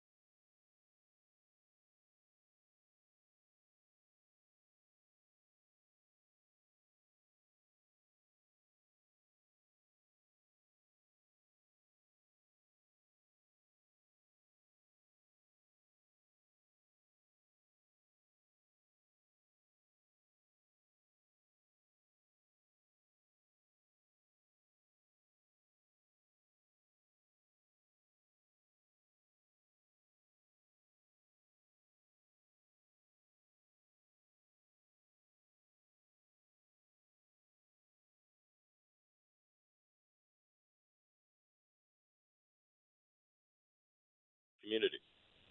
Yeah, there's no doubt about it. So we'll keep, I'm sure there'll be stories throughout the day on that. We'll keep kind of keep you updated if anything else is tweeted out by the Pacers here. Again, George McGinnis passing away, that being announced earlier this morning. Well, I guess let's get to the, I mean, now we go to the trivial stuff, right? We go to the basketball stuff and the ball gate and the Spalding, what is it, the Spalding spat. I added one more, by the way, okay? Oh, here we go, Scott. All right, Scott, hold on. Hear me out on this one, okay? This is from CW. Turn the other Greek cheek. Yes? No? Boy, I like that one better than Scott did. Well, Scott, he to gave be you fair, a half smile on that Scott, one. Wow. you were up until what hour of the morning watching video over who got the game ball? Yeah, it was a 4 a.m. night about nothing about a true basketball game. Oh, unbelievable. I guess, Scott, you've watched a million angles. You've listened to everybody's thoughts post-game from the Pacers and Bucks. For our audience, and by the way, thank you for waking up with us. For our audience that might be waking up and having missed what happened, let's just go final buzzer to now. Describe what you saw and heard.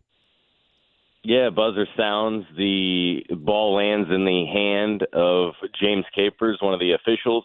He hands it off to one of the Bucks security details, who, like 3 seconds later, hands it off to what appears to be a Bucks staff member, kind of in the left arc.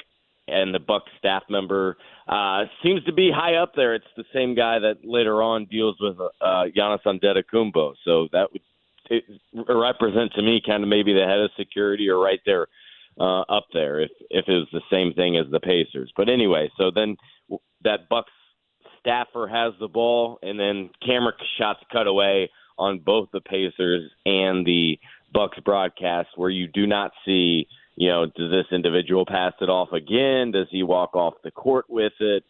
What have you? But that, for that reason alone, it should be pretty simple for the Bucks to go back to either the 32 plus cameras basketball ops usually has available to them, or just the general security cameras that they have available in Pfizer Forum to go figure out quite quickly, because then after this, over about a 3-minute and 30-second period, a lot unfolds that initially makes no sense. And I can go much further after that if you want, but that's kind of how the initial transaction happened.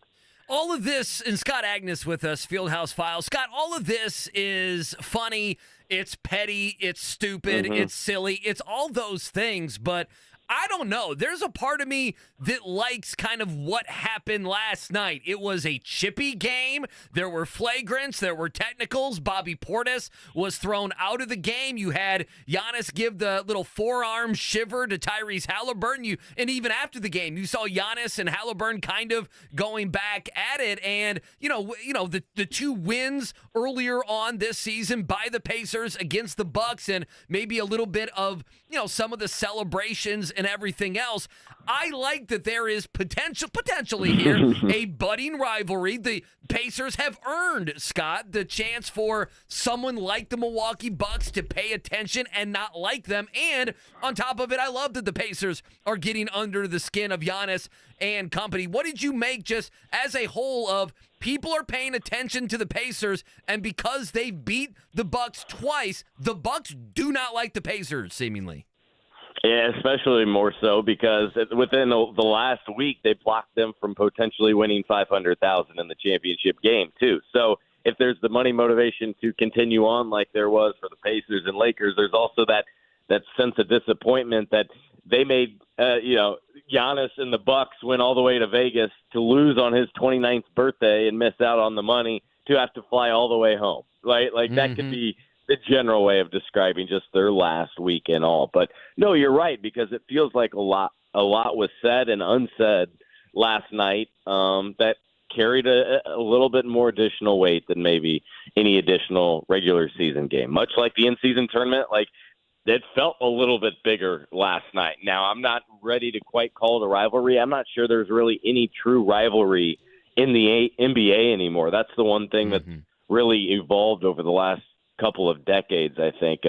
I think for the Pacers to get there, they've got to get back to the playoffs. Ideally, maybe meet the Bucks in the playoffs before that can truly be a rivalry on both sides. I think we saw that, right, KB, on like the Colts side, right? The rivalry's not back on with New England until the Colts actually do something of relevancy. But between the 3-hour game, which is about an hour longer than usual, the I think 8 technicals, and then a lot of pushing, shoving, talking, that was a lot last night, and it definitely meant more than your average December game. Scott, last one for me. Scott Agnes, Fieldhouse Files. Last one for me in relation to last night's game, because I actually want to ask you about Vegas and a little bit more on the court activities. I mean, nothing happens, right? Like from a league standpoint, I'm trying to think of how does this move on until January 1st and 3rd when these two teams meet to end the season. I don't know. Maybe there's some clarity from the league, but this is a pretty nothing storyline, I would say, moving on in terms of suspensions or fines or anything like that, right? I think so, but it's definitely something that the NBA and their security are going to call the Pacers. They're going to call the Bucks, double check, understand what happened, because what they're not going to like most probably out of this is some of the behavior post game, including at least 3 Bucks players we know of going towards the Pacers huddle or tunnel, I should say, and having some kind of at least face-to-face with each other. We don't know anything more other than Rick Carlisle saying that Pacers GM Chad Buchanan took an elbow. It sounded it was all unintentional. It wasn't anything delivered by the Bucks, but that's something that NBA security is going to want to call in, see some tape, take a look into. There was an alternative camera, I think, the video posted by the ESPN affiliate in Wisconsin, and it didn't show the greatest of angles, but it did see kind of the Pacers' reaction. It didn't show anyone being violent or out of control on their end or have charging anything by anything. But that would be the thing you wouldn't like, is you would not like the Bucks, especially Giannis, charging, sprinting towards the Pacers locker room like you're trying to start something, even if nothing did happen, like it really didn't. Scott Agnes with us here, Payless Liquors Hotline. All right, Scott, I want to play this sound for you. Now, I listened to this during the break. I found this, it was on Reddit, but a couple people on Twitter mentioned this, how the announcers there in Milwaukee, I don't know, Mark, you listened to it. Was it fake superstar they called Tyrese Halliburton? Well, a wannabe superstar. So that is something going on in Milwaukee. Milwaukee Wally Bucks, Zerbiak 2.0 here. Bucks Twitter, social media, something, Scott. That is verbiage and a phrase, I guess, that is being used. This is about 25 seconds. This is from the Bucks broadcast last night. Physical at both ends of the floor, and if a wayward elbow catches somebody in the nose, if a forearm shiver catches a too cocky wannabe superstar in the chest, so be it. I'm not naming any names. I was going to say to be named nameless. No, I'm just saying. Figure it out yourself. I'm speaking in. All right, so there you go. And I need to look up who that is. What an idiotic comment. A cocky wannabe superstar. So that's something that in Milwaukee Bucks land is absolutely being talked about the last few weeks. Well, they also said there was another part where Halliburton bumped into Giannis and fell on the ground, and the announcer also called him one of the best floppers in recent memory. What do you think, Scott? Yeah, that you just don't do that. You guys know as announcers, like, what are you talking about? No, you call it as you see it, and that felt personal. I mean, obviously it was a playoff of what Wally Zerbiak said last season, right before Tyrese was named a first-time All-Star. And by the way, to kind of play off this, I can go back and start the conversation perhaps on Las Vegas. And we were sitting there at the post-game press conference after the Pacers had beaten the Bucks to move on to the finals. And I just remember a total random media member sitting behind me talking amongst themselves going, I wonder what Wally Zerbiak's thinking right now. Like, that was a pretty great comment considering Ty had led the Pacers to the finals of this in-season tournament. But no, that right there, that clip you played from the Bucks TV, that's just totally unprofessional. You can talk about maybe the way in which he over-exaggerated something for certain, but fake superstar, there's nothing fake about what he's doing right now. And if they knew or followed him more closely, you'd realize everything he does comes from the heart and is genuine. Yeah, that's about as stupid as honestly what we've talked about for the first 90 minutes today, which is saying something. Boy, I feel like this is a TMZ version with Scott Agnes here from Fieldhouse Files. Scott, yeah, there's no basketball included. You talk about what the announcer said and what they did with the basketball and who kept it. Well, when you give up 64 to a dude, it's probably a good thing for the Pacers. We're not talking about the performance on the floor last night. I will end with this, and as always, again, appreciate your time, especially on a late one for you. You were out in Vegas for the in-season tournament. I will continue the TMZ fodder. You caught up with Lance Stephenson, and he's starring in a movie? Tell me more. Right? Of course he is. That's exactly what I told him, KB.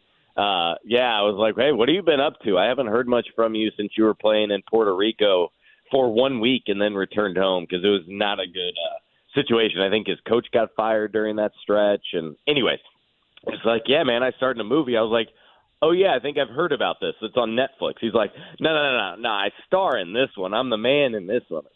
And so I guess as he explained, it's in the movie, according to IMDb, is in post-production now, meaning all recording done and now the editing and all that stuff. It's kind of in that phase. But he's it kind of reminds me perhaps if it's like that Adam Sandler Netflix type show. But, Lance is the former NBA player, and they kind of tell his story. Not Lance's, by the way, to be fair, too. It's not, quote, based on a true story. I literally asked him that. He says it's not. He's just a troubled NBA player that runs into some issues on and off the court, and he really enjoyed it. Gosh. I love this, but then I see the 10-day contract. I'm thinking, Scott, this dude's going to play till he's 44. Yeah, I mean, you talk about a real hooper. He is absolutely one of them. Yeah. I mean, this is what he's all about. He lives in Indy, he lives in Vegas, goes back and forth. I did get a laugh out of the fact I was like, oh, so you're in Vegas now. He goes, oh, yeah, the minute it turns cold, I come here to Las Vegas, where his parents have lived. They've lived here probably for more than a decade. Good for him. Yeah. That's where I wish I was, yeah. Lance Stephenson, movie, 10-day contract in the G League. He might be the first 10-day contract in the G League ever to be a lead role in a movie with that. Scott, thank you for the time this morning, covering a variety of topics not very much related to the 48 minutes last night. So appreciate the time. And again, Scott's latest. He was all over it last night on the video and the reaction from Pfizer Forum. Thank you, Scott. All right. Thanks, guys. Scott Agnes right there on the Payless Liquors hotline. All right, we are way over. So let's get to Mike DeCourcy. We'll talk a little Steelers with him and a big college basketball weekend in the state. We'll do that in about 10 minutes. 4 Wins South Bend is taking you out of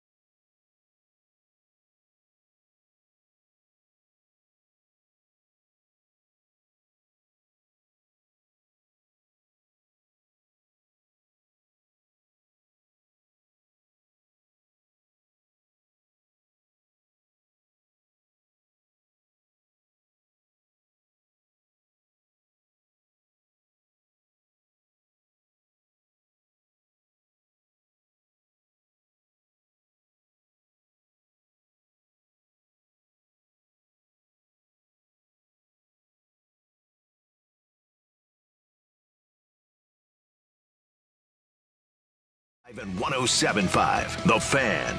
Appreciate you joining us on this Thursday. Appreciate Scott Agnes joining us. You heard our conversation with Matt Painter. All of that up on the podcast center at 1075thefan.com. Mike DeCourcy going to join us here in just a few minutes. We'll talk some college basketball with him. National landscape, Indiana, Kansas, Purdue-Arizona. Going to be a busy weekend here in the state of Indiana. And then he's also a big Pittsburgh Steelers fan, and they blow into town, obviously, on Saturday afternoon. But KB, the conversation, I'm looking at Kevin Bowen right now. I think you're done talking about the Spalding spat. I think you're done talking about what happened after the Pacer game last night. I'm looking at you. You're tired of it. You did 2 hours of it today. The Cream City crybaby, as somebody has described it.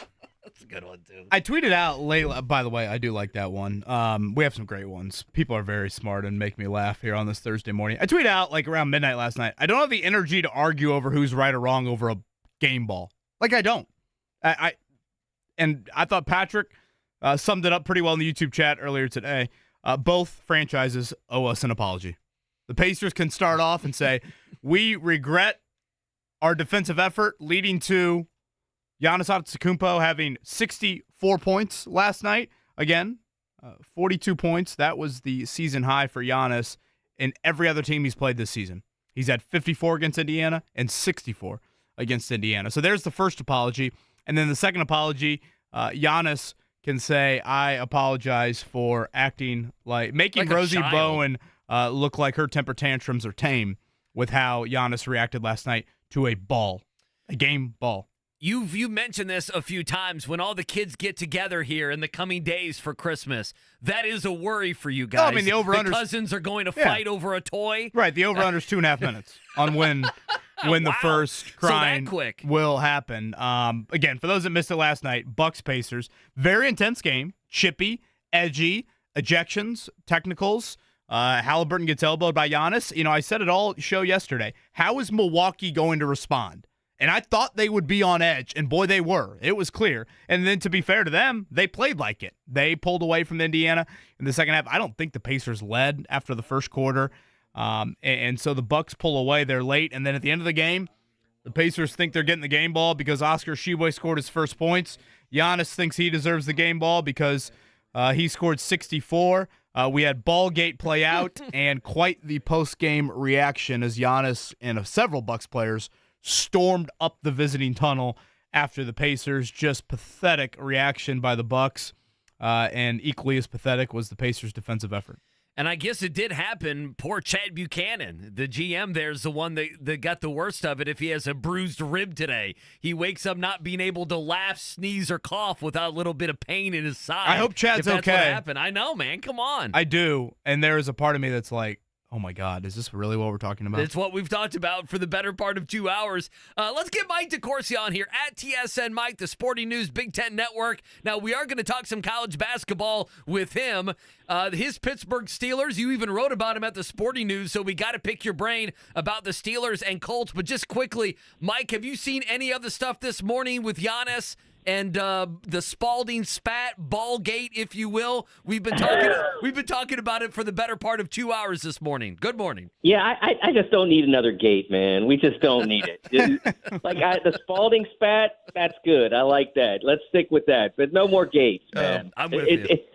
I was alive for Watergate. You guys weren't. Like, we don't need any more. There's got to be another way to describe a scandal than just attaching gate to everything. I would agree. It's laziness. That's what it is. Although it really is. Although deflate gate, I mean, that's going to stay the way it is. That did rhyme. So yeah. that was the rhymes always come into play. Mike, before we get to number 1, 2, and 3 in the college basketball rankings, playing in the state of Indiana coming up this weekend, let's start with your Steelers, if you don't mind. I would think T.J. Watt clearing concussion protocol is a huge, huge deal for Saturday. Is that enough to overcome Mitch Trubisky and the ineptness of the Steelers offense? Yeah, I don't know if it is. I mean, there are days when it has been. He and Alex Highsmith basically won the Cleveland game with turnovers deep in the Browns' territory, one of which was turned into a direct touchdown.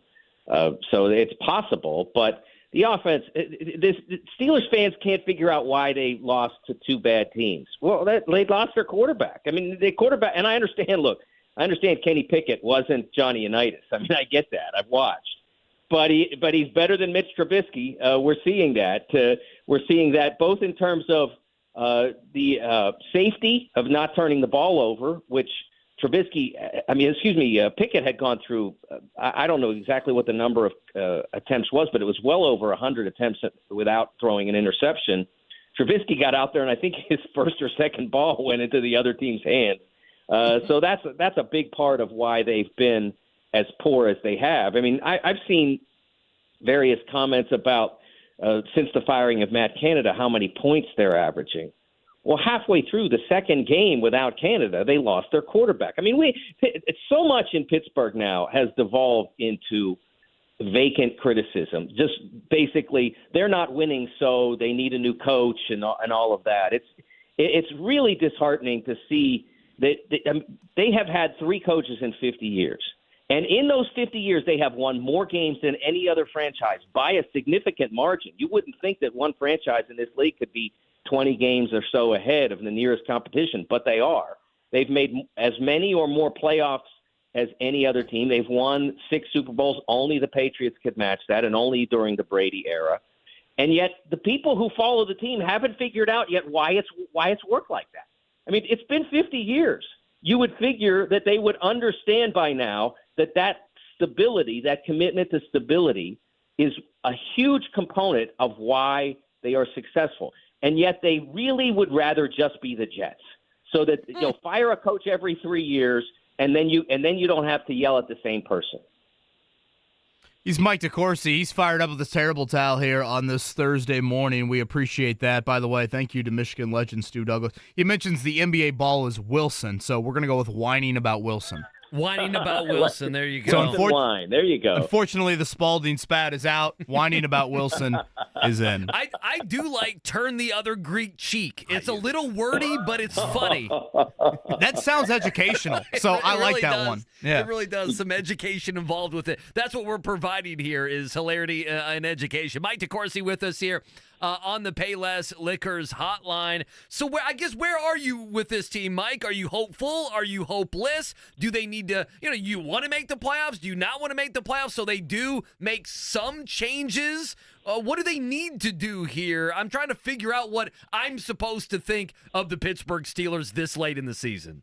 Well, the changes are inevitable because they removed Matt Canada as offensive coordinator, and I don't think that they're going to promote or leave in place the gentlemen who are replacing him on an interim basis. They need a new offensive coordinator. They'll need new offensive coaches in various positions. And I wrote this.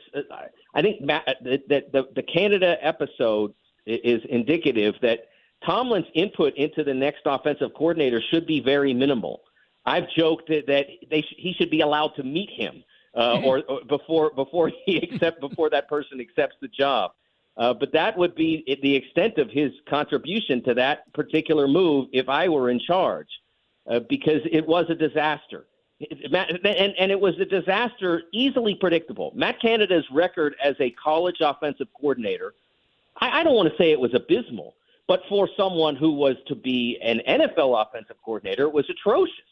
He, in a dozen years, I think it was around exactly a dozen years as a college offensive coordinator, his teams averaged 57th out of 130 or so D1 schools in scoring. So what about that says, this guy's got to be running an NFL offense? And so that was disastrous enough that Tomlin should not have a huge say. But that doesn't mean every single person that makes even a significant mistake deserves to be fired. Do your players continue to play hard for this person? By and large, they do, because if they didn't, this team would not be nearly 7-6. He is Mike DeCourcy. I guess we should transition now to some college basketball. Mike, I guess to put it simple, is the Big Ten bad this year? It's not, certainly not up to the standards of the last 4 years. It's disappointing for sure.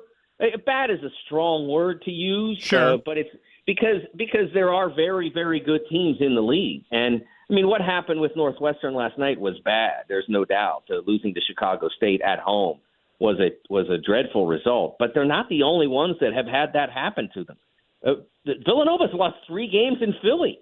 They lost the 2 Big 5 games to St. Joe and Penn, and they also lost to Drexel, which the City 6 they have to expand to add Drexel in. So you're seeing that happen in more and more places. Kentucky losing to UNCW, not a Chicago State level loss, but still not a loss that you would expect a major team with big talent to lose at home. I think you're seeing more and more teams that, this may sound pejorative. It's not meant to be, but when more and more mid-major players are on high major teams, they are accustomed to losing to mid-major players. I mean, if you're at Valpo or you're at Ball State or you're at Indiana State, you've lost a few games to mid-major players over the years. And so if you're now at one of the major powers and you're counted on to provide significant input, significant contributions, you're vulnerable to a team that's a mid-major team. Mike DeCourcy with us here at TSN Mike. You want to follow him there Saturday afternoon, a big one there at Gamebridge. Number 1 versus number 3 in the country, Purdue and Arizona. How does Purdue need to win that game and just handicap that matchup? It should be an absolute fun game. I love this Arizona team and Tommy Lloyd. And at 9-1, we know Purdue's humming along, and Purdue already with 4 or 5 big-time wins on their resume early on this season. Well, it starts with making sure that you get the ball as often and in as good of positions as possible to Zach Edey, and that's what wrecked Alabama on Saturday up in Toronto. They did a terrific job of getting the ball to Edey. Braden Smith has to play a terrific game against Kylan Boswell, the fine young sophomore point guard for Arizona. Last year, when Arizona was struggling at times, and when they ultimately struggled in their game in the NCAA tournament, I thought that Boswell wasn't used enough. I thought that he needed more run, and he's showing that what I believed I saw in him was definitely true, that he is really very capable. It'll be interesting to see how Caleb Love plays in the game. Caleb Love has had a very good start to his season after leaving North Carolina. That's a position that's been really interesting for Purdue, because they played multiple players on the wings. It's been a lot of Fletcher Lawyer, but it hasn't been exclusively him. We've seen Miles Colvin get more time. We've seen Cam get in there as well. And so I think that there's a lot of options. And, of course, they don't have to necessarily use their shooting guard to deal with Love. They have other options defensively as well. So I think that's that matchup, making sure that Love doesn't have a fun day is a big part of it. But the biggest part, it always rests with Edey. Yet again, Arizona's got some pretty impressive size for college basketball to try and slow down Zach Edey. Again, Mike DeCourcy's with us. Read his work at Sporting News, Big Ten Network, TSN Mike on Twitter. How vital is Indiana trying to pull off the upset Saturday, Mike, to their non-conference resume? Well, I think at this point, I mean, you don't go into a game saying we need to beat a team like Kansas or we're in huge trouble. Because it's still, even though the game is at Assembly Hall, it's still not likely, especially coming off the game that they played against Auburn. But it's not beyond reason that they could do it. I've spoken before about going to Assembly Hall at times. I don't remember the exact year. It was either 16 or 17 that they played Carolina and at the Assembly Hall in the ACC Big Ten Challenge, and that was not as good an Indiana team as this is, and that might have been a better Carolina team than this Kansas team.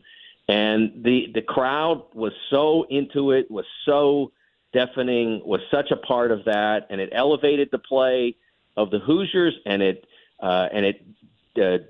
de-elevated. What's the word there for that? I'm not sure the proper word. It dropped the level of play for the Tar Heels, and they were able to pull that upset. So, I mean, I think they need a great crowd. I think they need a great performance, and I think they need to find a way they obviously have to defend the three-point line better than they did Saturday, but I think they need more really quality looks for the three-point shooters they do have. You're just not going to beat good high major teams 2 points at a time from beginning to end. You got to get some more three-point offense this team to work.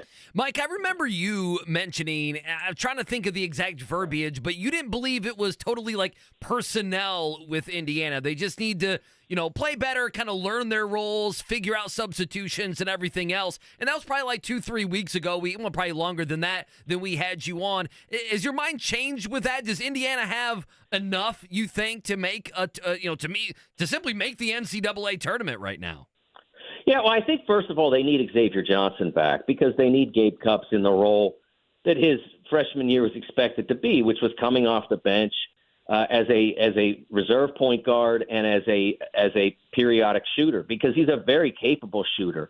But when he's having to carry the point guard responsibility because of Xavier missing, it's hard for that player to do both run an offense in a high major game when he's only played about 10 of them, and also concentrate on getting open shots for himself, or have the team get open shots for himself. From time to time he'll get the ball kicked back out to him at the end of a cycle through an offense that's not successful, and maybe he'll be open and can pop that shot. But there's not going to be a lot run for him as a point guard. So they really need Xavier Johnson back if they're going to make a run at the tournament. That's the primary ingredient that they need. I've really liked what I've seen from this team. I think Khalil Ware has been a revelation. He wasn't as good in the Auburn game as we've seen him for most of this year, but I think a lot of that was what was going on around him and not necessarily his responsibility. We're seeing Mackenzie Mbako start to feel a little bit more comfort on the perimeter playing offense. We're starting to see that. So I think a lot of things are rounding into shape, but being absent the point guard and therefore being kind of affected almost at two positions or 1.5 positions because you're not as strong at point, especially defensively with Xavier gone. And you miss that little 3-point touch that Cupps can bring coming off the bench. Mike, last one from me. And again, Mike DeCourcy's with us here, talking a little Steelers early on, some college basketball as well. Reads work at Sporting News, Big Ten Network. Juwan Howard, how messy is this situation right now up in Michigan with, not necessarily maybe the, Phil Martelli running the huddle, but another incident off the floor with him from a physical standpoint? Yeah, well, it didn't get physical by all accounts. In the initial report that was presented to the Athletics, Brendan Quinn, it was said that it wasn't physical. And then the reporting that Jeff Goodman from Field of 68 did yesterday, it was affirmed that it wasn't physical. Now, they did have to be, according to Jeff, held back from one another, the strength coach and Juwan. But there was nothing that occurred physically between the two of them. So I don't immediately attach it to what happened in the Wisconsin game. I think it was February of 22 that happened. I don't immediately attach it to that. But I do think that it does. I think based on the reporting that was done, it was a comment made by the strength coach. And again, this is not me. This is what was presented through reporting. A comment made by the strength coach about Juwan's son and about the state of the program in general. And I think that he was affronted on two fronts there. So I can understand why he would be angry. And since he did not escalate that to physicality, I don't know that I necessarily have a problem with him getting angry. I could see where, as a father and as the person running the program, that he would feel insulted and be angry. If it had gone beyond what has been reported, then I think it would be a significant problem. If indeed the reporting is accurate, and I think Michigan's still looking at it, I don't think they've concluded their examination of this. If that reporting is accurate, then I don't think it's a huge problem at this point. But I do think that Juwan would be wise, based on the reaction to this, would be wise to make sure that his temper is in check. And based going back to that Wisconsin game, the fact that he has had verbal altercations with other Big Ten coaches. I think at a certain point, not everybody. There's 355 coaches in Division I, maybe 360 now. we don't hear that from a lot of them. We don't see these things happen a lot. So it's probably better if he makes sure that it doesn't happen again. Mike, great stuff. Good luck juggling your Steelers on Saturday amidst a busy day. What's a busy day for Mike DeCourcy? Basketball. Oh, my God. As always, appreciate the time, Mike. Thanks, guys. It's Mike DeCourcy right there, Payless Liquors Hotline. We haven't mentioned this as far as Saturday. Obviously, again, number 2 Kansas at Indiana. To me, that is, you get to the NCAA tournament and a win over Kansas, that can bump you up a full line if you want to look at it from a seeding standpoint. I think that's monumental for the resume of Indiana. If they don't get that one, the non-conference resume just is so blah and lacks anything of substance. You've got Purdue, which we've talked about a lot, 4:30, them in Arizona. Again, Matt Painter, if you missed that, that's up on our podcast page. But we should also mention the first game over at Gainbridge Fieldhouse on Saturday, Andy. You've got 9-1 Indiana State and 8-2 Ball State.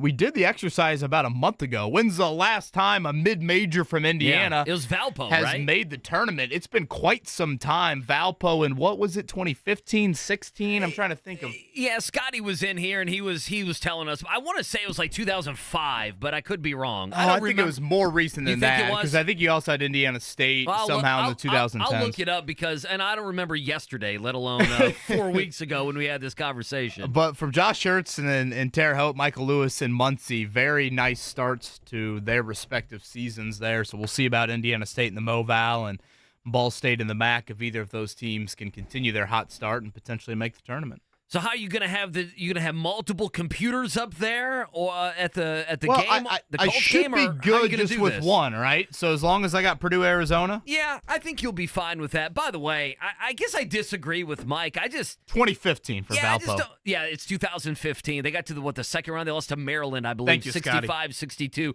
I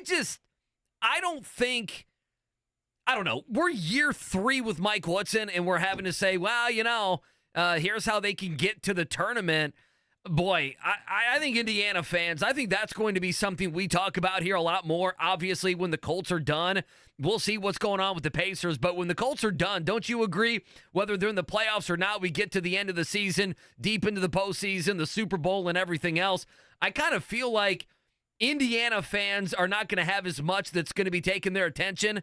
I think Indiana fans, when they get, January, February, are not going to be happy with this team. That's my read of the situation. I mean, it's not that I think Mike Woodson's a bad coach or anything.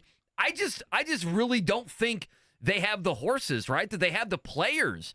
And you have a couple players, but can they get that much better? I don't know. I tend to think they play well on Saturday, but they don't beat Kansas. Does that make sense? Yeah, Assembly Hall, you just never know. I feel like sometimes you see teams walk in there, and, Mike brought up that North Carolina game from a couple of years ago. Those teams just kind of melt inside of that building. So I will be curious how Kansas reacts to it, I guess. Are we still on Xavier Johnson watch? He's missed a couple of games, a couple of weeks now. He got hurt against Kansas last year. That obviously is a big one. But with the Big Ten a little bit down, again, this adds to the importance. It's not like you sit there with the Big Ten schedule and you have 7 top 20 games. And you're not beating Purdue twice this season. You're sitting just there. And even Indiana's double games in the Big Ten, they're not necessarily in kind of that marquee. You have this with Notre Dame was one of these teams a few years ago when they were the play-in team. They were the 2 seed in the ACC, Andy, but they were a play-in team because their non-conference resume was so bad. So just because you go, 12-8 in the Big Ten, 13-7, however it plays out, does not guarantee you a spot in the tournament. We are going to get to a pop quiz here in a bit, 317-239-1070, and a morning check down. We haven't played the clip. We played it for Scott Agnes. We haven't really given it a lot of attention here this morning. Amidst all of the stupidity last night in the Pacers-Bucks game, especially post-game, the stupidest moment of the night, there is no debate of that. Marcus Johnson, do I have the name right, Mark? Yeah, that sounds right.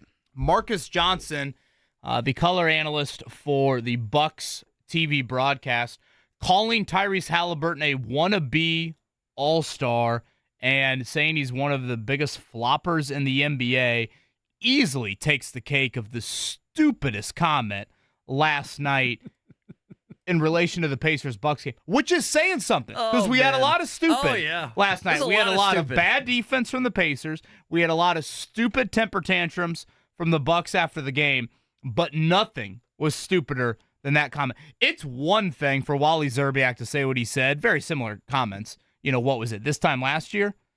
Unless you've been under a rock, labeling Tyrese Halliburton as either of those two things is easily the dumbest. Probably here with 2 weeks left in the year, probably the dumbest thing I've heard in 2023. You want to hear those clips? Yeah, let's hear them. But wait a minute, KB's saying all the way to the end of the year, you heard the dumbest things you've heard all year, 2 weeks, 3 weeks, whatever it is, before we get to 2024. Wow. Mark, play the stupidity. Okay.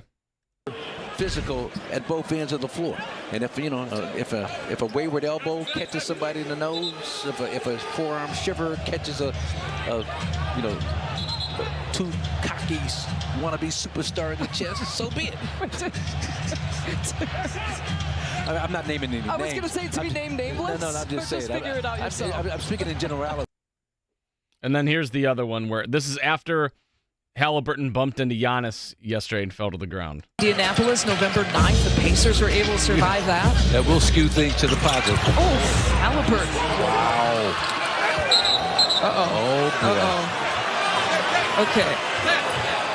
They're going to review that. Well, Giannis was just there. Was he? No? We'll have to take a look at it. Yeah, I need to see it a second time. But Halliburton is one of the best floppers that I've seen in a long, long time. Just stupid. Oh, man. Utter stupidity there from the Bucks. Again, that is Marcus Johnson. He's Want to make sure in. we get the name correct there. The dumbest comment I've heard in 2023, calling Tyrese Halliburton a wannabe star. Well, okay, I agree with that. I almost think the flopping allegation is worse. Well, that was after. I'm trying to think of how many times I've thought, Halliburton has flopped, and I can't think of any. And no, he just weighs as much as, Max Bowen. Yeah, he's just a light dude, and Giannis and that is... wasn't last night. He didn't flop last night, I didn't think. And Giannis literally bulldozes people when he's in the paint. And that comment came right after Giannis threw the elbow. Oh, yeah, that's what I'm saying. I don't think he flopped, and I can't even remember, if he was a historic flopper, I feel like we would have 6-7 different instances already in a month and a half, 2 months of the season to where I could go to and I could say, 3 weeks ago against Philadelphia, a month ago against Washington, Miami, that doubleheader there. He had a couple instances. I don't feel like anyone, I don't feel like we've talked about that at all with this team whatsoever. I think they've kind of been a tough, scrappy team. That's the way I viewed them, at least. Yeah, just beyond stupid on that end. And one thing I think to note as well from last night is, when you saw Bobby Portis react to Aaron Nesmith's hard foul on Giannis, I think that's something that, maybe this Pacers team lacks a little bit. Somebody reacting in that manner to whatever Giannis did to Halliburton, or just in general.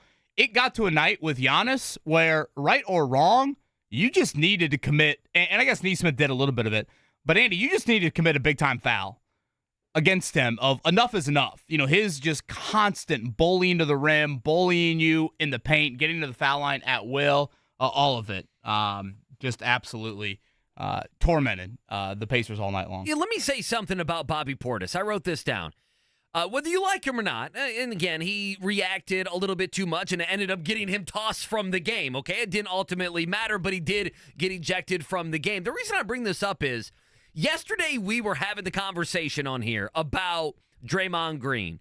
And my point was, Draymond Green, I believe, started out to kind of be a protector, a big brother to kind of, to someone like Steph Curry, okay? Steph Curry is a smaller guy. He's an outside shooter. If you're going to get in the head of Steph Curry, perhaps even Klay Thompson, how are you going to do that, KB? You're going to be physical with them. And so in those championship runs, what did the Warriors needed? They needed an enforcer, a tough player, someone who did not mind mixing it up. I truly believe that that's how he viewed himself, but that's how the Warriors viewed Draymond Green.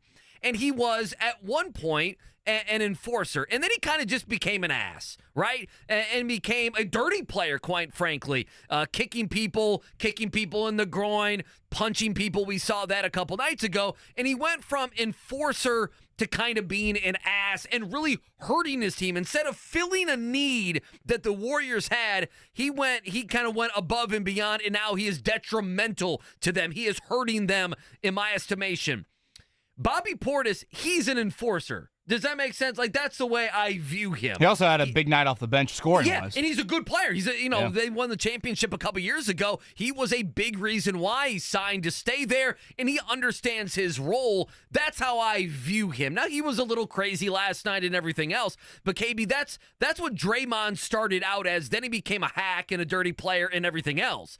But Bobby Portis, there was a foul. The Neesmith foul, A, was a hard foul, and B, if you're seeing it for the first time in real time, it looked it looked dirty. It looked like, okay, he's trying to hurt our player. Giannis is having his way. We know what he's done to the Pacers and everything else. And so Portis goes out there as the enforcer, and that's what Draymond used to be. That's what it made me think of last night when Portis wouldn't mind mixing it up, and then he and Toppin go back and forth, and ultimately he's thrown out of the game. It is time for a morning check down here on the Wake Up Call. The Morning Checkdown. Omaha! On 93.5 and 107.5 The Fan. All right, I hate doing this to you, KB, but I got to do it. 141-26, that's the final. All the ridiculousness after the game with, what was the Wilson? We had the Spalding spat. What was the Wilson? Whining about Wilson. The ball gate I think that's what we're going with. And everything else. Rick Carlisle, he was there for it. Here's what he had to say about that. What happened after the game was unfortunate. There's a misunderstanding about the game ball. It was Oscar Tshiebwe's first official NBA point, so we always get the game ball. We were not thinking about Giannis's franchise record, so we grabbed the ball, and a couple of minutes later, several of their players ended up in our hallway, and there was a big, I don't know what to call it, a fracas, melee, whatever. I don't think any punches were landed, but my general manager got elbowed in the ribs by one of their players. He certainly has a bruised rib, and who knows if it's anything more than that. But unfortunate situation. We don't need the official game ball. There's 2 game balls there. We could have taken the other one. Again, part of me wants to laugh. Part of me wants to cry about all of this. I'm just so glad that we don't have to talk about it tomorrow. It was a nice reprieve from the Pacers just getting their asses kicked. You had something to covered fall up back a lot, on, I guess, from last night. Washington tomorrow night, one of the worst teams in the NBA. It's in the nation's capital for the Pacers, back-to-back with the T-Wolves. Michael Grady, by the way, going to join us coming up tomorrow to round things. The rivalry is back on. Oh, there we go. I like it. Colts yesterday, speaking of Chris Ballard, the injury report, no Jonathan Taylor, no Braden Smith. So those two look to be missing another game. And TJ Watt for the Steelers, he has cleared concussion protocol. It'll certainly be a storyline we'll focus a lot on tomorrow's show. This is a huge deal. If you look at the history of Pittsburgh, especially lately with Watt, he makes about a 7-point difference in the game. I mean, think about that, a single defensive player making a 7-point difference when he's on the field versus when he's off it. So final injury report coming later today, final practice of the week for the Colts. Again, it is a NFL Network game, CBS locally. Colts favored by 1.5 in a monumental playoff implication game coming up on Saturday. Yeah, just quickly, Thursday night football coming up tonight. Raiders hosting the Chargers, a bunch of 5-8 teams. If you have gambling purposes on it, like Keenan Allen's not going to play, so I don't know who besides Devontae Adams, maybe Josh Jacobs is even going to be on the field fantasy-wise. Again, Raiders, Chargers, Thursday night football, that one at 8:15. We mentioned Draymond Green a little bit a couple minutes ago. Draymond Green is suspended indefinitely, so we'll see exactly. They're going to take their time there in the NBA to see exactly what's going to go. And then the unfortunate news, what would you say, about an hour ago, the Pacers tweeting out George McGinnis passing away. George McGinnis passing away at 73. Hall of Famer, 3-time NBA All-Star, 3-time ABA All-Star, 2-time ABA champion.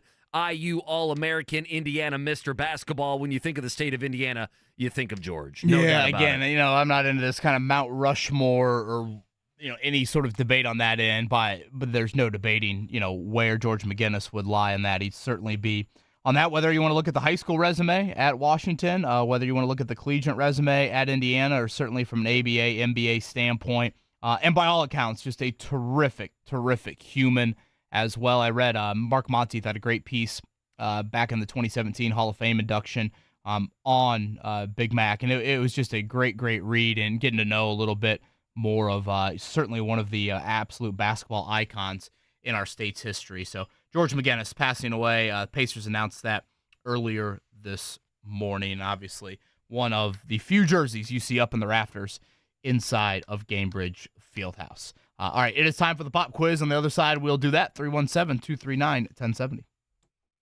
BullseyeEventGroup.com and the Colts VIP tailgate presented by Hayes & Sons Restoration.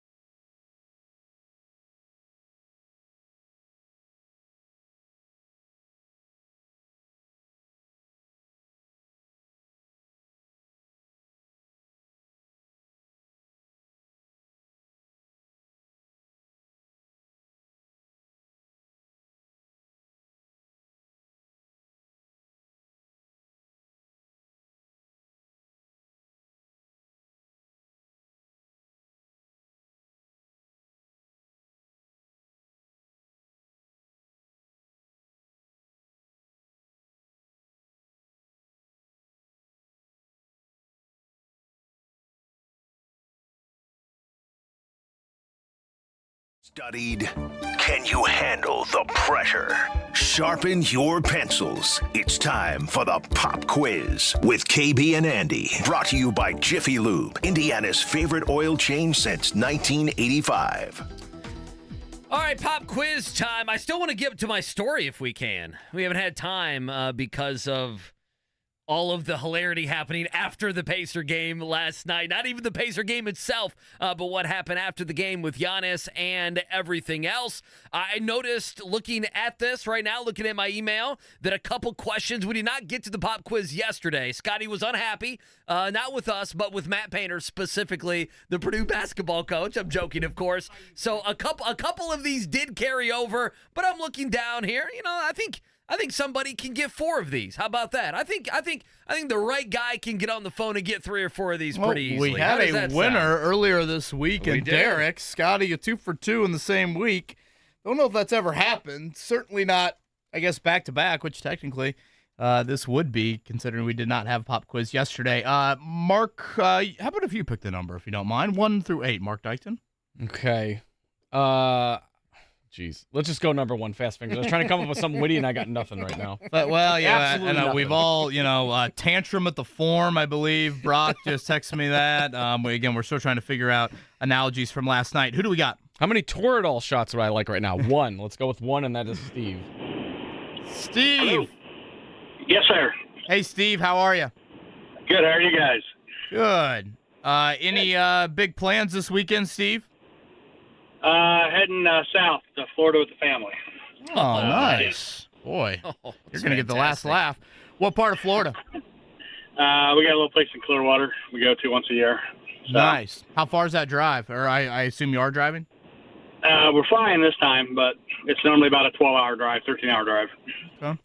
It's not horrible. That's not bad. You can do that. I say it's not bad. I'm not the one driving 13 hours, so it's easy for me to sit here and say that. Do you have kids, Steve? Yes.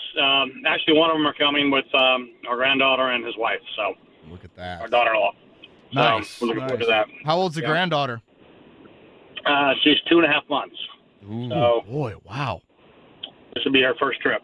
Jeez, good luck on the flight for that one there. Try and match up the old nap times and make sure the bottles are ready and readily available. Probably that's the the most alcohol important bottles, right? You're talking about. Well, alcohol for the parents certainly, but yes. This is something I'm gonna have to do. I don't know when we're eventually gonna have our first flight, but it's going to happen. I had a buddy. They had a baby who's about 1 now, and they flew with her like several times so she would be used to flying. I don't know if that's a real thing or not. I don't know if I want to be in the air to be used to flying like that, but yeah, I've never sweated so much walking on the flight when Rosie was that young or even Max was that young. So, Steve, thanks for the call, and good luck on today's pop quiz. All right, Steve, let's go. Let's get a winner here on this Thursday. Question number 1. Name the only NFL team that has already clinched a playoff berth this season. Is it the Eagles, Cowboys, Ravens, 49ers? That would be the 49ers. Steve, nice work. Number 2 here, Giannis Antetokounmpo scored a Bucks franchise record 64 points in Milwaukee's win over the Pacers last night. Whose record did he break? Was it his own, Brandon Jennings, Michael Redd, or Kareem? He technically broke his own because he broke Redick and then he broke himself.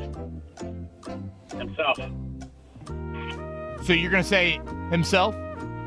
Well, the initial record, I believe he ended up with 1 over Redick, and then he went back in the game, and I think he scored again. So technically he would have broke his own record that was only a few minutes old. But Michael Redick is probably what you're looking for. So are you going Giannis or Michael Redd? Can you repeat the question again? Okay, Giannis, boy, we're getting into some technicalities here. Giannis, 64 in the win last night. Whose record did he break? His own, Brandon Jennings, Michael Redd, or Kareem? He broke his own. All right, question number 3. Golden State's Draymond Steve, don't Green. overthink it. It's Michael Redd. The answer is Okay, Michael Redd. That was my initial question or answer. Steve's too smart. Steve, He really is. The elementary level for the pop quiz is not at Ivy League, so just keep it third grade if you can. Not until we get to question number 5, at least. All right, so question number 3. Golden State's Draymond Green was suspended indefinitely yesterday for throwing that punch at Phoenix center Nurkic on Tuesday night. Earlier this season, if you remember, Green was suspended 5 games for putting another player in a headlock during the game. Who was the other player? Rudy Gobert, Jaden McDaniels, Jordan Poole, Dylan Brooks. Gobert. Okay. Number 3 here. Northwestern's men's basketball team beat number 1 Purdue a few weeks back, and then found themselves ranked 25 in this week's AP poll. The Wildcats celebrated by losing at home last night. Who beat Northwestern last night? Bellarmine, Detroit Mercy, Chicago State, or DePaul? Chicago State. All right. Steve, you're motoring along here pretty good. Yes. All right. Now we're in Ivy League is what you're saying here? Now we're going to the NHL, Steve. We're going to the National Hockey League. Austin Matthews of the Toronto Maple Leafs scored goals number 20 and 21 of the season in the Leafs' 7-3 win over the New York Rangers Tuesday night at MSG. Matthews has scored 20 or more goals in each of his first 8 seasons in the NHL. Only one other American player has done this. Are you on the plane right now, Are you Steve? okay, by the way? Do you have your window down? We don't leave till Saturday, sorry. Okay. Is it Mike Modano, Patrick Kane, Keith Kachuk, Joe Mullen? Wow. I'm going to say Patrick Kane. Whoa. Listen. Unbelievable. Is Scotty human? Is he Matt Gay on Sunday against the Bengals? I think Does Scotty have the yips right now? This is a morning show first, I Chuck think. Knobloch? And, we love Derek, but Derek was repeat the question. Can Number you repeat 5 the was a question little again? finicky. Yeah, number 5 at least was finicky. But Steve, you could tell he's driving. You can tell he's got other things going on in his life. He's getting ready to go to Florida with the family, the granddaughter, and everything else. And he's great. That's as good as we can do right there. Now, Scotty, you aren't going to react like Giannis reacted and storm out of here with a temper tantrum after that? Run down the hallway. That is a show first. That doesn't happen on Kevin and Query. It hasn't happened here. Wow. Fitting we have First Michael ever. Grady on tomorrow, and that just happens. Steve, name the only team that has clinched a playoff berth. He said the 49ers? That is correct. 2 was the one I guess he kind of overthought it. Obviously, this is based off what happens in a game. Michael Redd had the game record. Yes, Giannis, beat it on several occasions last night, but Michael Redd, number 2. Let's kick some ass.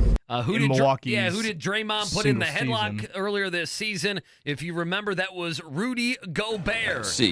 Correcto. The best part was Gobert was so confused. What are you doing? Chicago State, who Loud and proud. I feel like they used to be the new marathon team that are athletes in action. I feel like that's kind of been their opponent. IUPUI, I feel like, plays them and tries to get a win every year. They beat Northwestern last night. And then the final one, the hockey question usually slips people up. Not Steve, Nope. Patrick Kane. Good job, Steve. That's a W. That's E1. There we go, How about that? Good job, Steve. Nothing like rocking the granddaughter asleep in Florida and telling her, you know what, you're going to be proud of Grandpa one day for his effort on the pop quiz on December 14th, 2023. Steve, safe travels down there. We'll do it one final time here. My little brother's friends have been camped out at our place for 2 days straight. 3. It's because of the Xfinity 10G network. Internet that can handle a house full of screens at once, with basically no interruptions. And it's only getting faster. When I was their age, internet like this was a pipe dream. You sound like my grandpa. Please go home. The next generation 10G network only from Xfinity. The future starts now. Now through December 21st, new customers can get 75 megabit internet on the next generation Xfinity 10G network for just $20 a month for 12 months with no annual contract. Go to xfinity.com/10G, call 1-800-XFINITY, or visit a store today. Requires paperless billing and auto-pay with stored bank account. Restrictions apply. Equipment, taxes, and fees extra. After promo, regular rates apply to internet service. Actual speeds vary.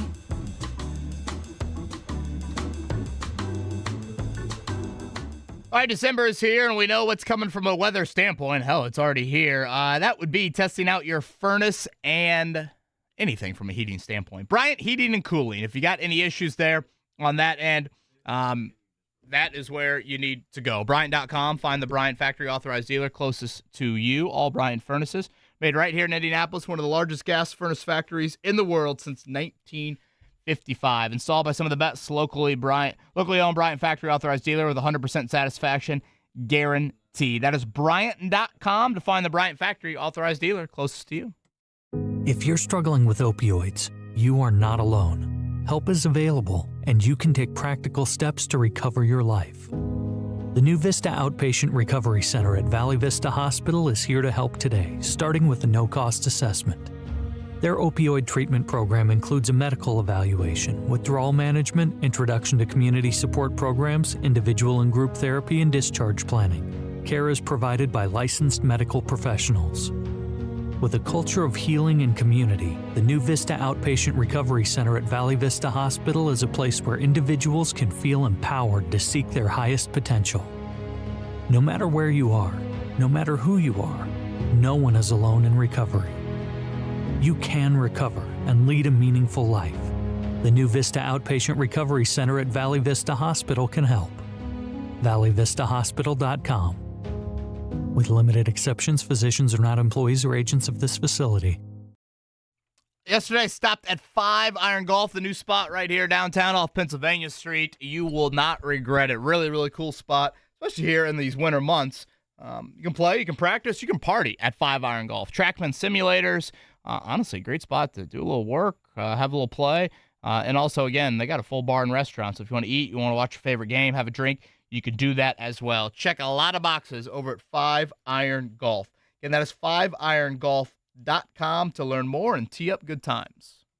Hey everyone, it's Jake from Payless Liquors. Charlie said sell it, so stop by one of our 26 locations and get ready for the holidays with these great deals. Game of Thrones Lagavulin Fists for $69.99, Johnny Walker Black Label half gallons for $59.99, Maker's Mark 101, Knob Creek 9-year, and Knob Creek Rye Fists for $25.99, Jim Beam Highball gift sets for $15.99, Sunny D Vodka Seltzer 8-packs for $19.99, Chateau St. Michelle Cab Sauv for $10.99, Jim Beam 12 Days of Whiskey for $6.99, and Takaiper Variety Packs for 99 cents. Why pay more when you can pay less here at Payless Liquors? Four Winds South Bend is taking you out of this world this New Year's Eve with a party to remember. Join us on Sunday, December 31st at 9:30 p.m. Eastern for a night of dancing to the sounds of P.S. Dump Your Boyfriend, party favors, appetizers, and a cash bar. Plus, don't miss the casino-wide cash drawings. Tickets on sale now at Ticketmaster.com. Ring in the new year at Four Winds South Bend. Your entertainment.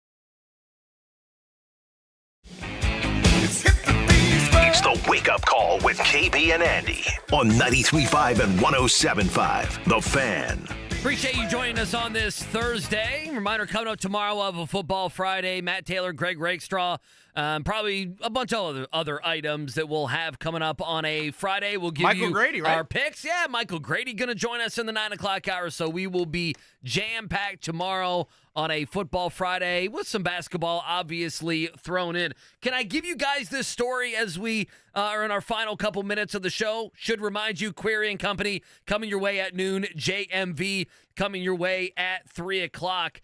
So yesterday we had the Radio 1 holiday party. Now, neither one of you could make it. God knows what you're having to do with your wife breaking her foot, right? So the Kevin Bowen day, you had the Colts. Yeah, I was over at Colts, and then it is a little bit of a doing things, chauffeur with Matty Bowen on one foot right now. So you're doing things, and Mark, I mean, you've been kind of under the weather. We haven't really talked too much about it, and your wife had to work and everything else. My in-laws were in town taking care of the baby. My wife's back to work and everything, so I had nothing to do. So I'm like, well, yeah, I'm going to go. Of course, why would I not go? I'm gonna mingle, knowing that I wouldn't know too many of the people. Knew some salespeople, JMV. You know, he worked his way. He worked the room, if you will. When JMV arrives, he told me you had room. an axe cut your hair.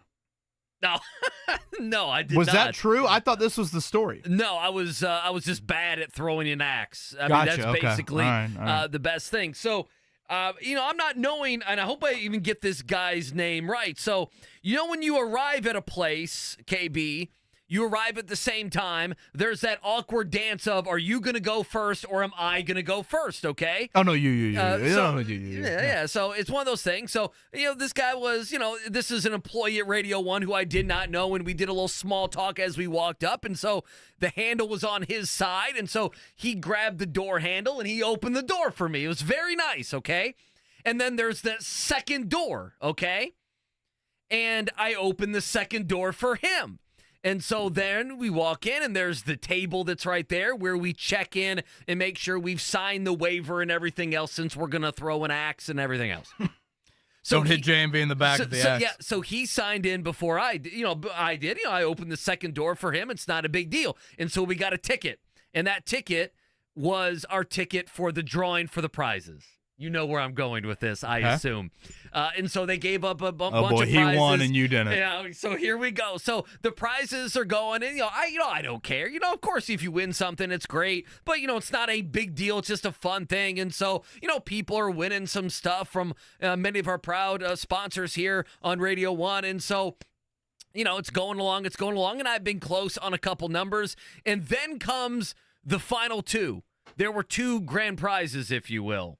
One grand prize gets read off. It goes, I think it was, a night in one of a swanky hotel. I think it was, if I'm not mistaken, Lakers or Bucks tickets and some other gift cards. A nice prize package during the holiday season. Mm-hmm. Temper tantrum coming to Banker's Life on January 3rd. And then comes the final one, the final grand prize. And I think, it's at maybe Bottle Works or one of these nice hotels, and it's the Warriors. It's the Golden State Warriors, and then there's, 3-4 other gift cards, and they're throwing in other stuff, so it's a great grand prize. And they read the number. And I notice the first, 5 numbers are my number. And then it's the second to last number. It's like a 5, and I'm like, okay, that's me. And then it's the last one, and my last number was a 6. And the number they read was a 5. And because I let this gentleman go before me, he won the grand prize, and I didn't win the grand prize. And I believe the gentleman's name is Tony Severino. Do you guys know him? I believe he is a sales associate Tommy here. DeVito's agent, I think. Should we confront Tony? Well, I don't know. I mean, hey, you could sleep well at night knowing that you did the right thing. I was the nice guy. Yeah. But if I would have opened the first door, then he opens the second door, and we both open a door for each other, and I win the grand prize. But instead, he opened the first door, I opened the second door. He signed in before I did. You want got humanity, though. Yeah, that's what I did. You want humanity. But also, I got thinking it's better because I'm new. People would have thought, who the hell's that guy? And that's all that matters. Speaking of nice guys, again, rest in peace to the great George McGinnis, on and off the floor. Absolute icon here in the state. Everybody have a great Thursday. The speed,